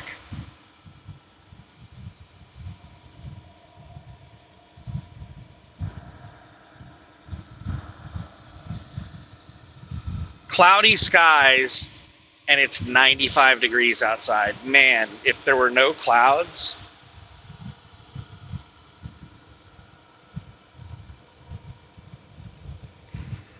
I'm not sure if it would be hotter. Because here's the thing about clouds. Clouds trap heat. Oh, we got a red light. So yeah, you wouldn't have the direct sunlight, but you have more greenhouse effect. So like in the winter, if it, has been really cold and overcast skies, and then all of a sudden you get clear skies, the temperature usually is going to drop quite a bit, 5 to 10 degrees if the skies clear up, because it allows that warm air to rise.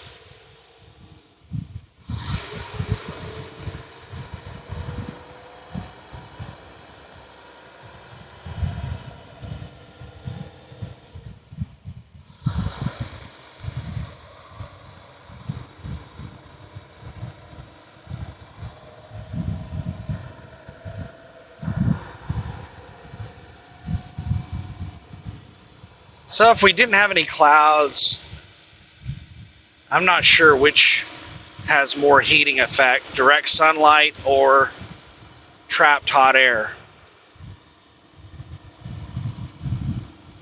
Generally in the summer with a cloudy day, it's cooler with a cloudy day.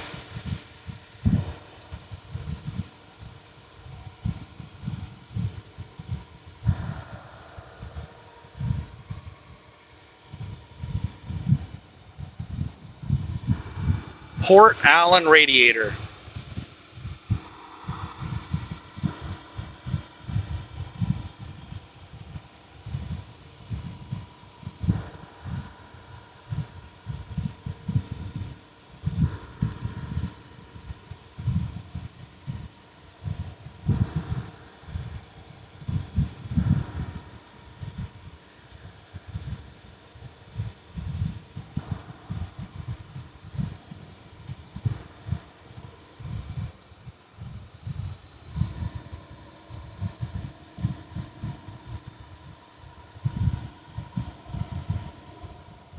All right, lights turning yellow. I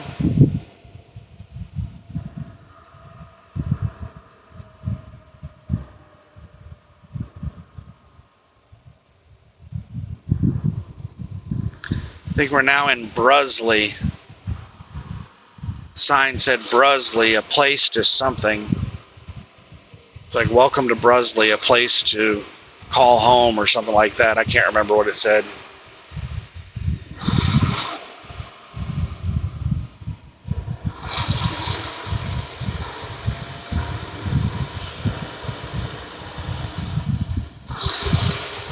And the carbon plant is in Addis, Louisiana. 4 miles away. Well, till the turn, 5 miles from the carbon plant. The Oaks Shopping Center.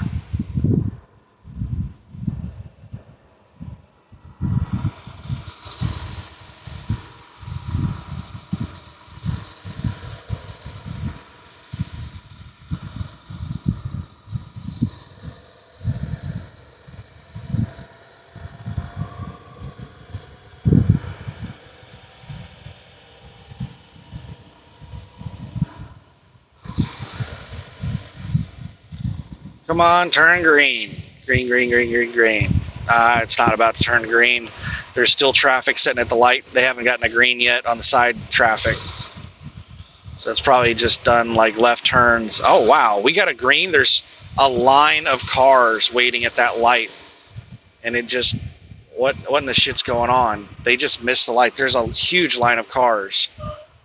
So that car must not be far enough forward to trigger the sensor.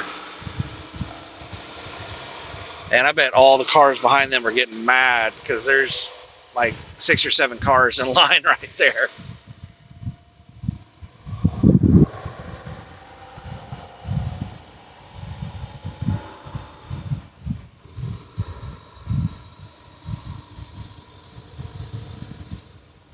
In their defense, there was not a visible line that you were supposed to be stopping at, so you just have to kind of guess where in the hell the line's at.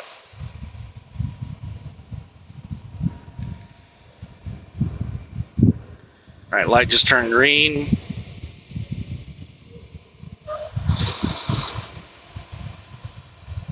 Yeah, go ahead and just fucking cut me off, bro.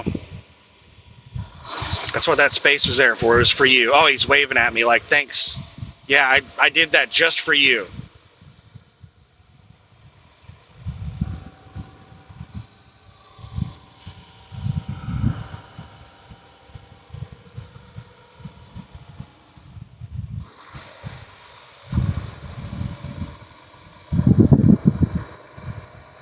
People are stupid.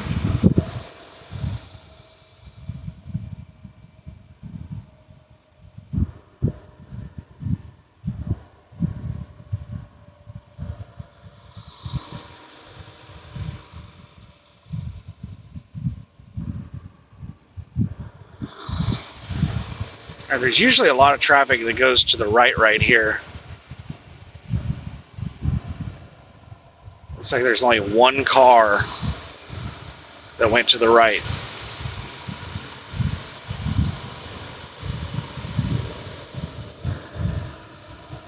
Stay green, damn you. I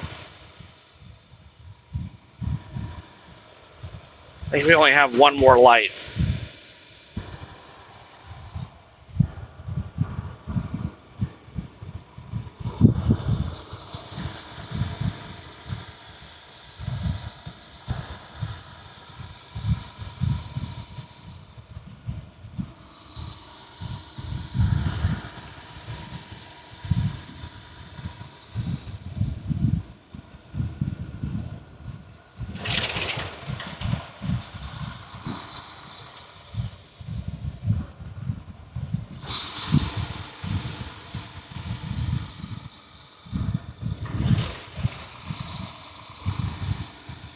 Alright, that should be the last light.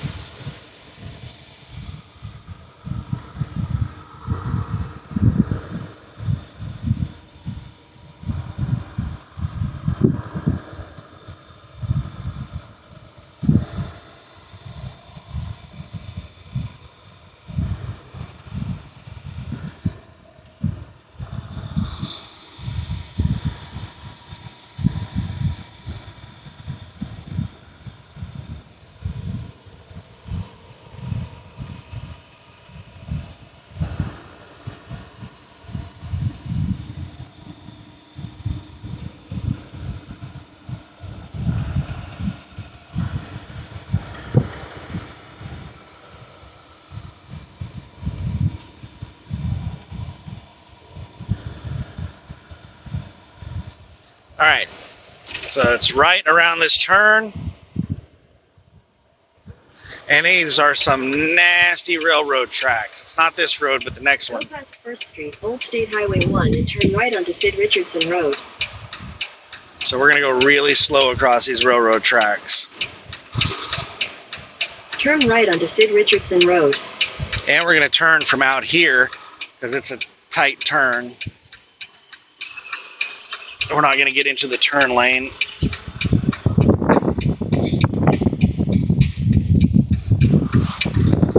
There's usually a...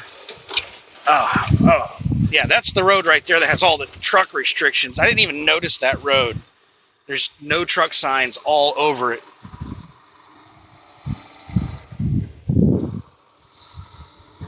I didn't even notice that road for a long time.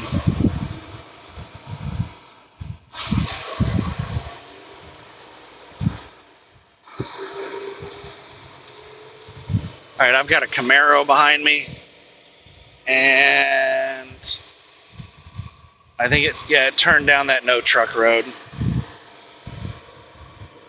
right, we're just gonna drive down the middle of the road then. I was gonna ride in my lane if I had that Camaro behind me because they might jump out and want to pass me, but they're not behind me. They must turn down that road. I didn't actually see them turn down that road. They turned while I was looking straight ahead. We're getting a little bit of sprinkles. And man, this shit, whatever this is, they got planted over on the right, it grows fast.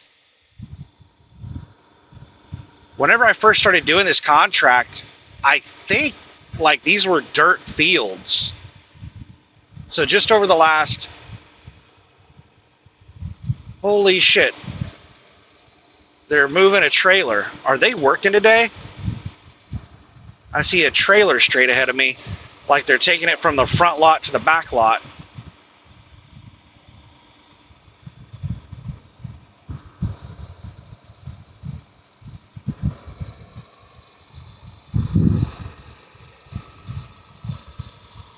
The hell is going on?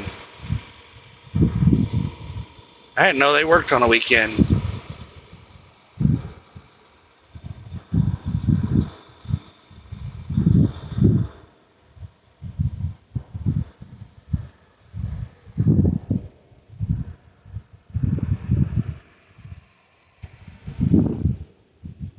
Did they pull in here? No, they must have pulled in this lot Take down your next here. left.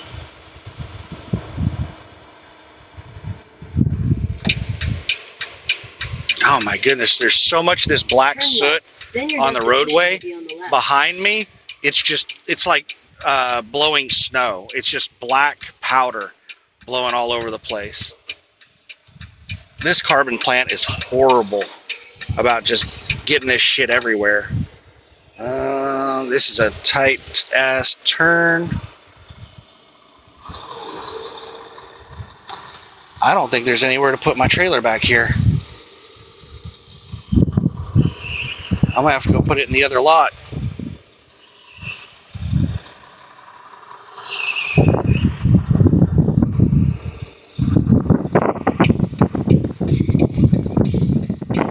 Your destination is on the left. I'm gonna go talk with the hostler.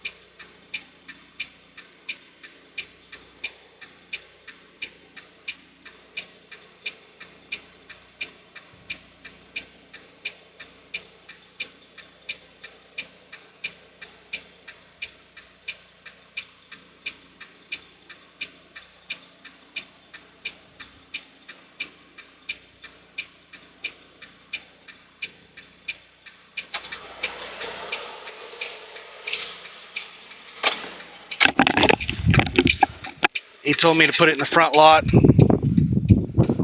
I'm gonna wait on him. That way he doesn't have to wait on, actually, you know what, fuck him. Because sometimes what they'll do is they'll park right there along the fence where I have to use to back in, and they'll just sit there waiting. Sometimes for 30 minutes to an hour before they move the trailer over to load.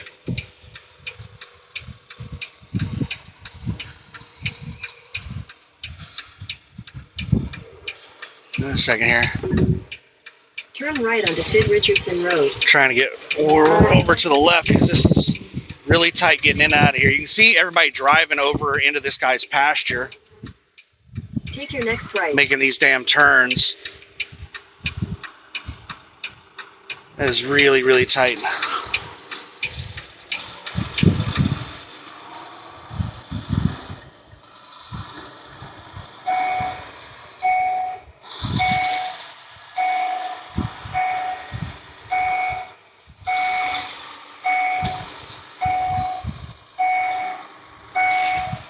Turn right. Is this guy coming down here? Yeah, I think this guy's coming down here.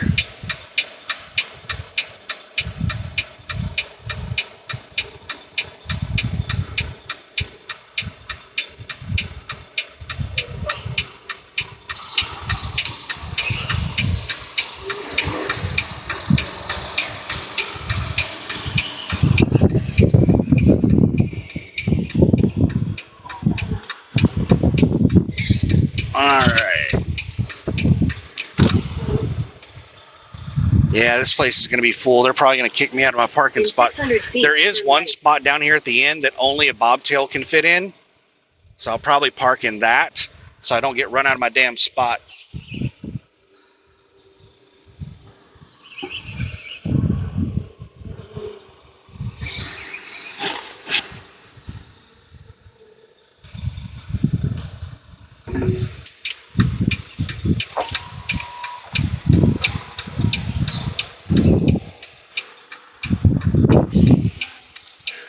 I am not set up very good for this. I'm too close to the fence. No, I got enough room.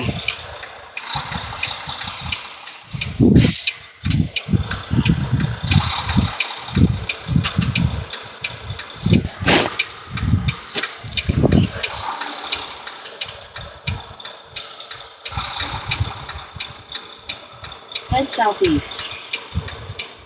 All right, I'm going to get out and look and just make sure that I'm not hitting that trailer behind me. I think I'm lined up perfect, but get out and look, man. It's not worth it to hit some shit.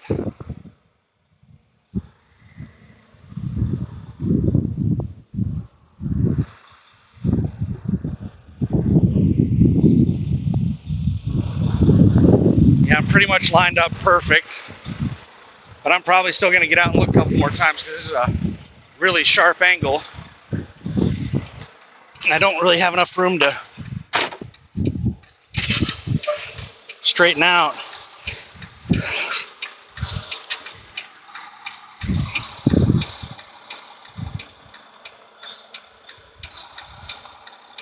Head southeast. This is a really tight back. All right, we're perfectly in the spot. I need to straighten out a little bit.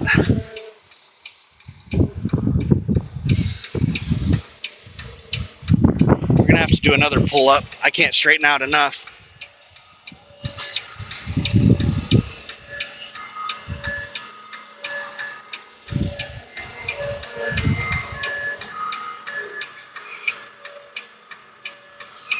Head southeast.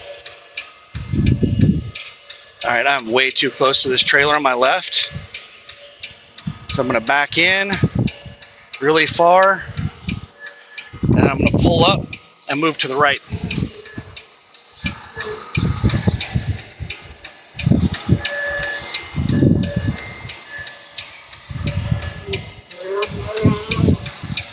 You do a C to change angle, an S to shift left or right.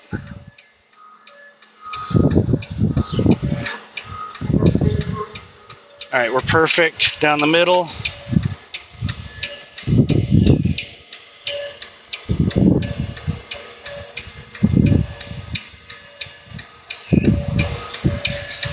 And let's go make sure we're lined up on the landing gear. There's a metal plate for the landing gear. I'm gonna go make sure I'm on that. Head southeast.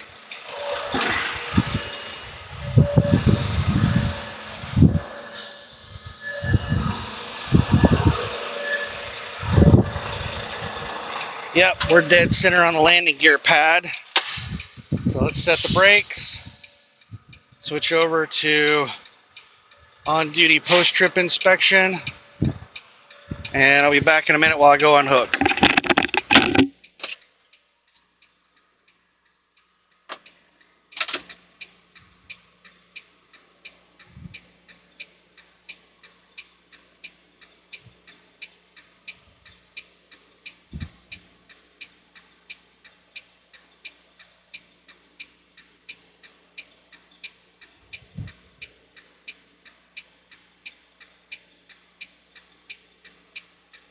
Head southeast.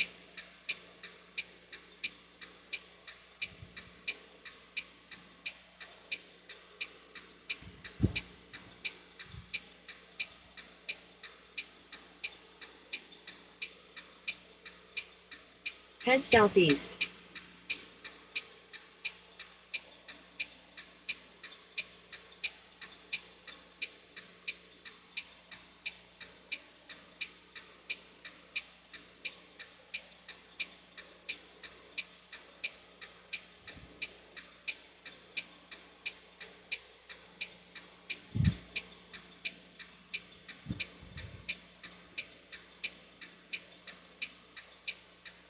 Head southeast.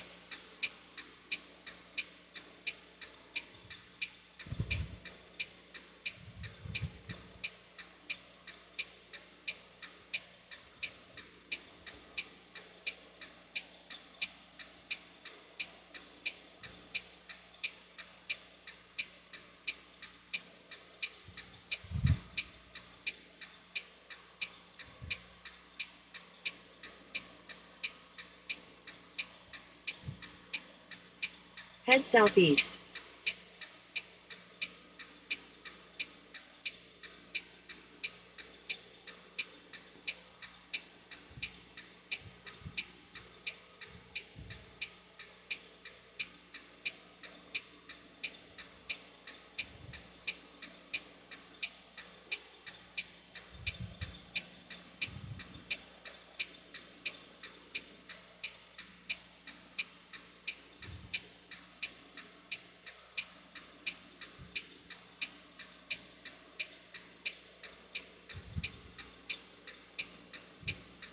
Head southeast.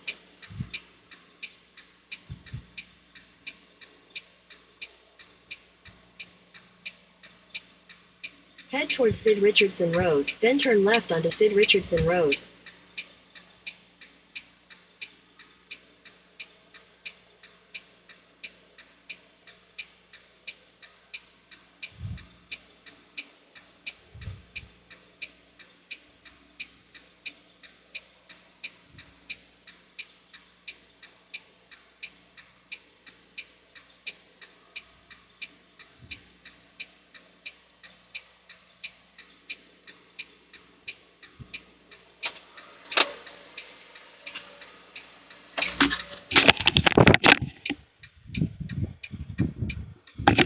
All right, so here's the situation. There's only 2 spots left to park trailers. And there is going to be a lot of people showing up tomorrow morning with trailers to drop off empties. And the loaded trailers are not going to be ready until tomorrow afternoon. Sid Richardson Road. So they're going to kick people out of the regular parking spots. So I'm going to grab this spot right here. This is not a parking spot.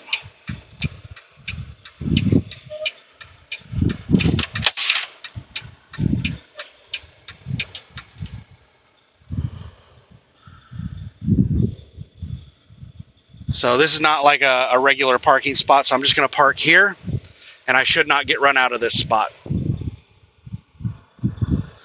right, I'm going to go sign in. Let's do a vehicle inspection report.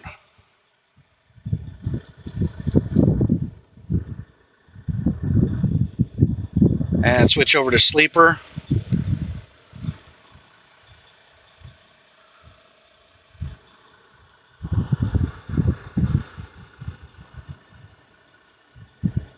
And I'm parking this direction because the sun's behind me. In the morning, I might change my direction around so I don't have the sun coming in through the windshield. All right, so I'll be back in a minute and I'll wrap up the video. All right, all checked in. My name is the first on the list, so my trailer will hopefully be the first one loaded.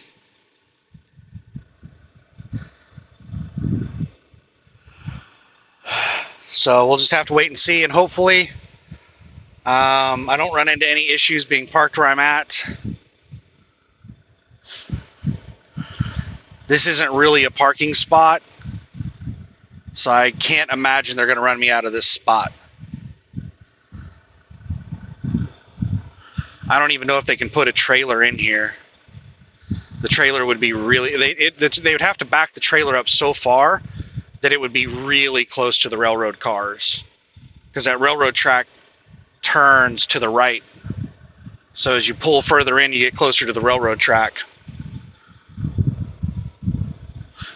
And these are not like active railroad tracks. This is just where they move the trailers around. They're active in that they move the trailers up and down this railroad track all day, every day. But they just will move trailers over here to, this is how they sort the trailers. They need multiple tracks to be able to sort the trailers. So they'll pull forward and they'll back some trailers down this track. And then they'll disconnect some, pull up, move them back down the other track. So trailers, after they empty them, I think they put them on this track.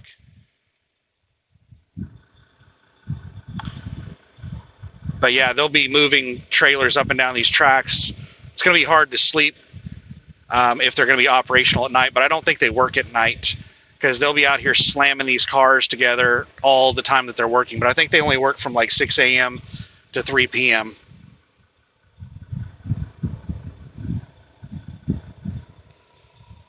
Oh, I'm going to send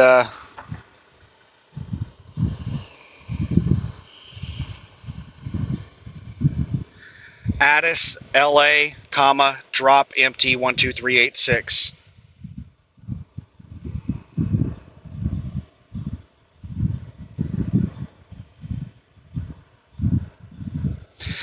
Misspelled Addis. It spelled it US instead of IS. But I've told Caitlin before, she's asked me about spelling on stuff. She was like, what? What are you trying to... She was trying to make a joke, make fun of me. And I replied back and I said that I use text to speech. Or speech to text, rather. Speech to text. And she's like, oh, okay. Because it did some weird spelling on something.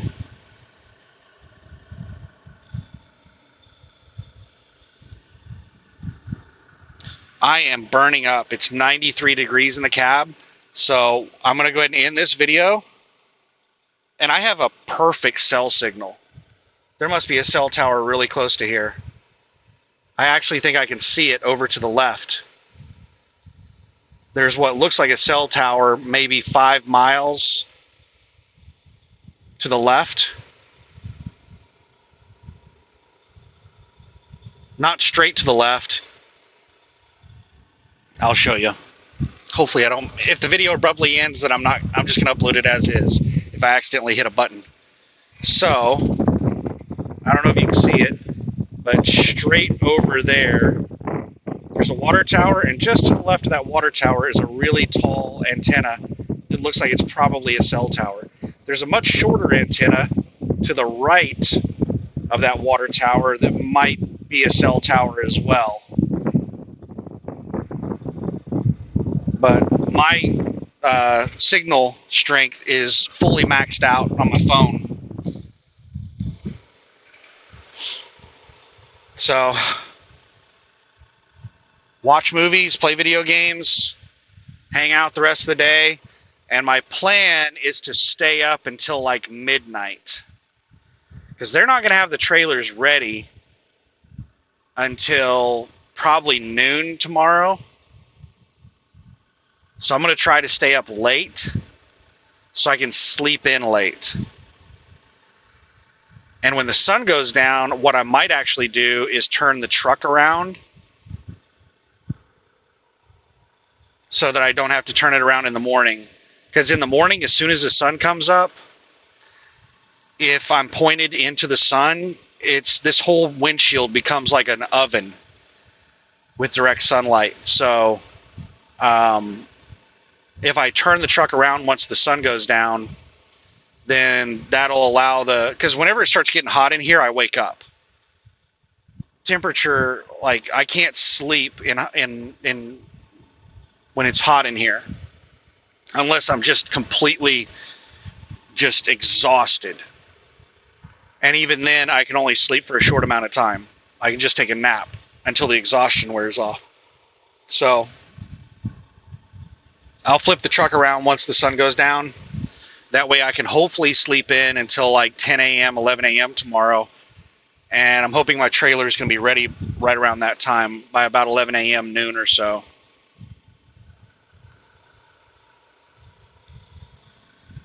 But that's it for today. Oh, let me check the mileage real quick.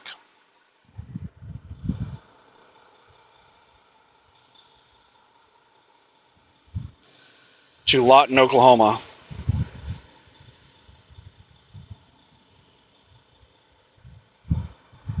And let's see if Google recommends a route other than what I'm anticipating going.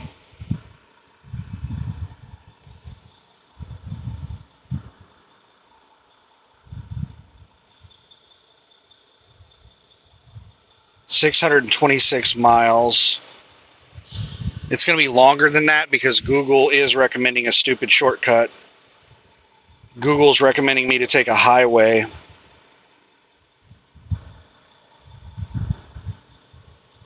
You know what? I might actually take this highway.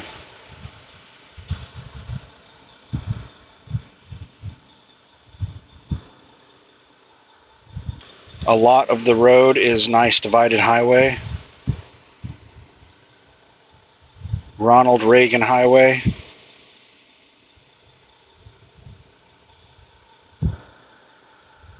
It does go through some towns, but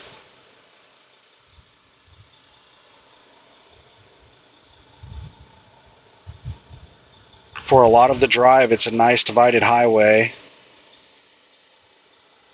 Shaves off some miles, and it keeps me from having to drive across that 18-mile bridge.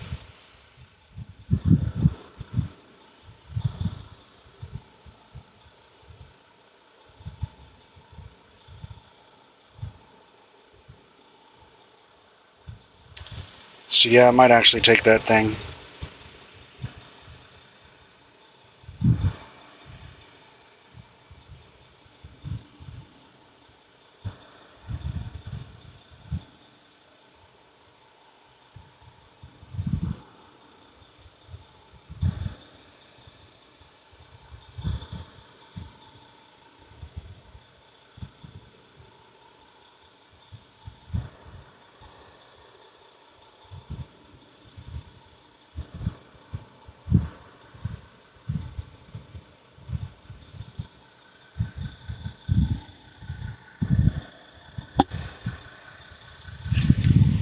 And I'll have to figure out my route through Dallas based off what time I end up leaving tomorrow. Because Dallas is going to be about somewhere in the ballpark of halfway, so it'll be about 6 hours, 5 or 6 hours. No, it's going to be a little bit, it's closer to probably 7 or 8 hours to get to Dallas. So if I get out here at noon, I'll be driving through Dallas at like 7 or 8 p.m.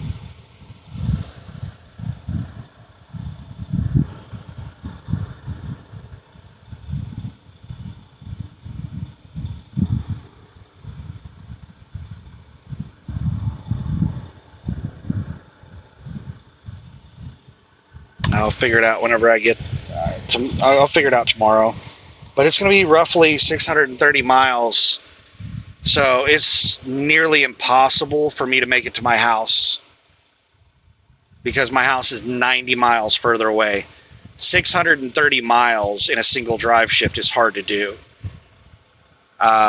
90 more miles beyond that is basically impossible.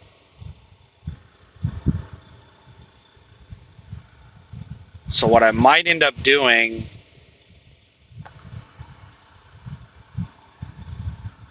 is stopping short of Dallas, taking a 10. That way I can drive through Dallas real early in the morning. If I stop, I don't know, it's just going to depend on a lot of, let me figure something out here. Let's see, how far away is the TA? Nah, that TA in Terrell is super busy. Let's check it out though. Where the hell is Terrell?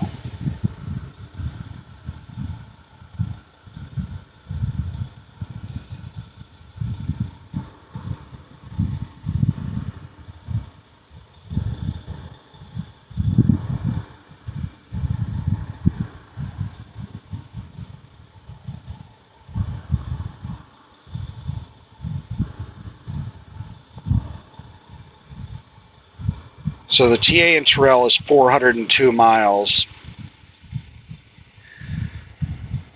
So that'd be right at about 7 hours. Approximately 7 hours.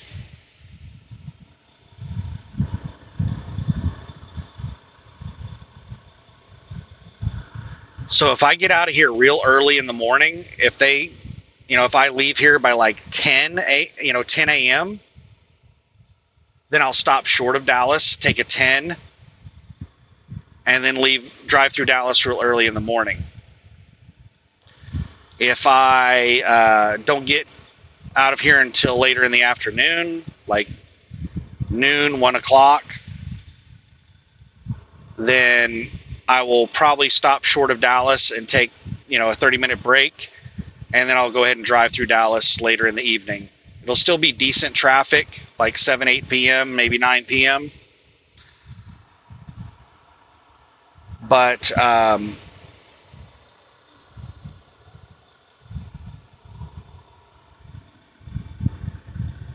it'll be a lot better than morning traffic.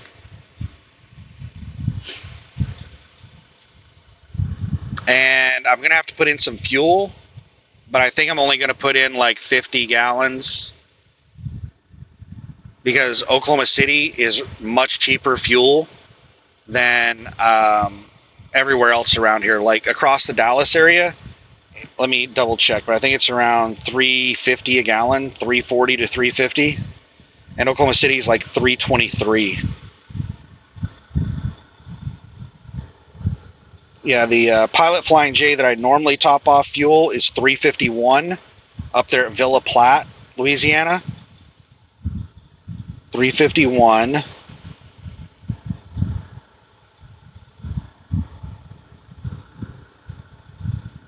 And then the TA in Terrell is one of the cheapest places in the Dallas area. It's $3.43. The TA off Bonnie View is also $3.43. Wow, the Flying J across the street's $3.50. They're usually really competitive with each other.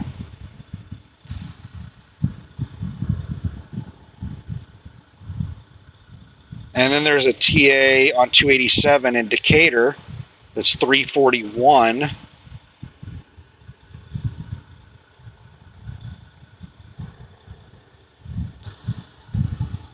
And then the Petro in Oklahoma City is $3.25. The TA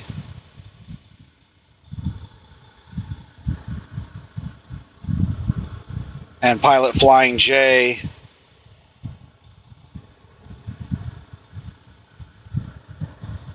on the east side or west side of town are both $3.26. So 1 penny cheaper. That Petro is a pain in the ass to get in and out of. It's in an extremely ghetto area, and it doesn't have like exit ramps going in certain directions. It doesn't have on and off ramps going in certain directions, so it can be a major pain in the ass to get out of that place, depending on which direction you're coming in and going. And it is really ghetto. Last time I fueled up there, I could not get fuel at the pump. They told me that they shut the fueling up from the pump off after dark because of fuel theft. That's how ghetto that TA Petro is there in the middle of Oklahoma City. It's in downtown Oklahoma City. It is really ghetto. You see homeless and prostitutes walking around there all the time. It's one of the only places I see prostitutes. Like lot lizards, maybe they used to be common at one point, but I hardly ever see lot lizards in trucking. You have to be in a really ghetto area to see lot lizards. So once I get to Oklahoma City, I'm probably going to top off fuel because I expect fuel prices to shoot up quite a bit over the next couple of months. So yeah, I'll probably, once I get to Oklahoma City, I'll go over to the TA or the Pilot Flying J on the west side of town and top off fuel before I head to the house.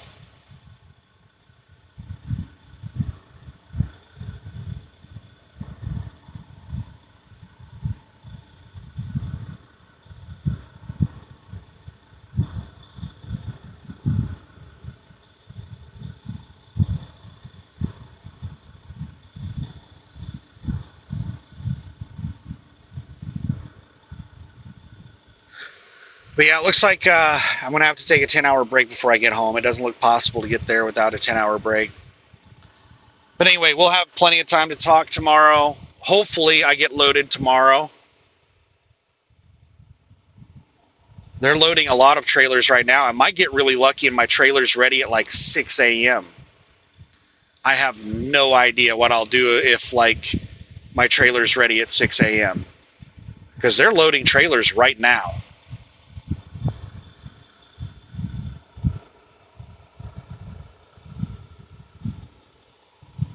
But they're about to go home for the day.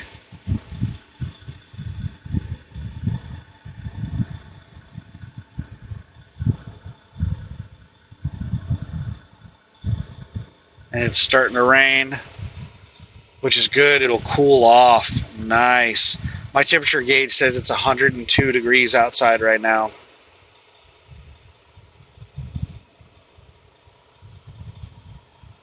Dark clouds, rain. Come on, man, start dumping. So anyway, have a good one, and I'll talk with you tomorrow. Bye.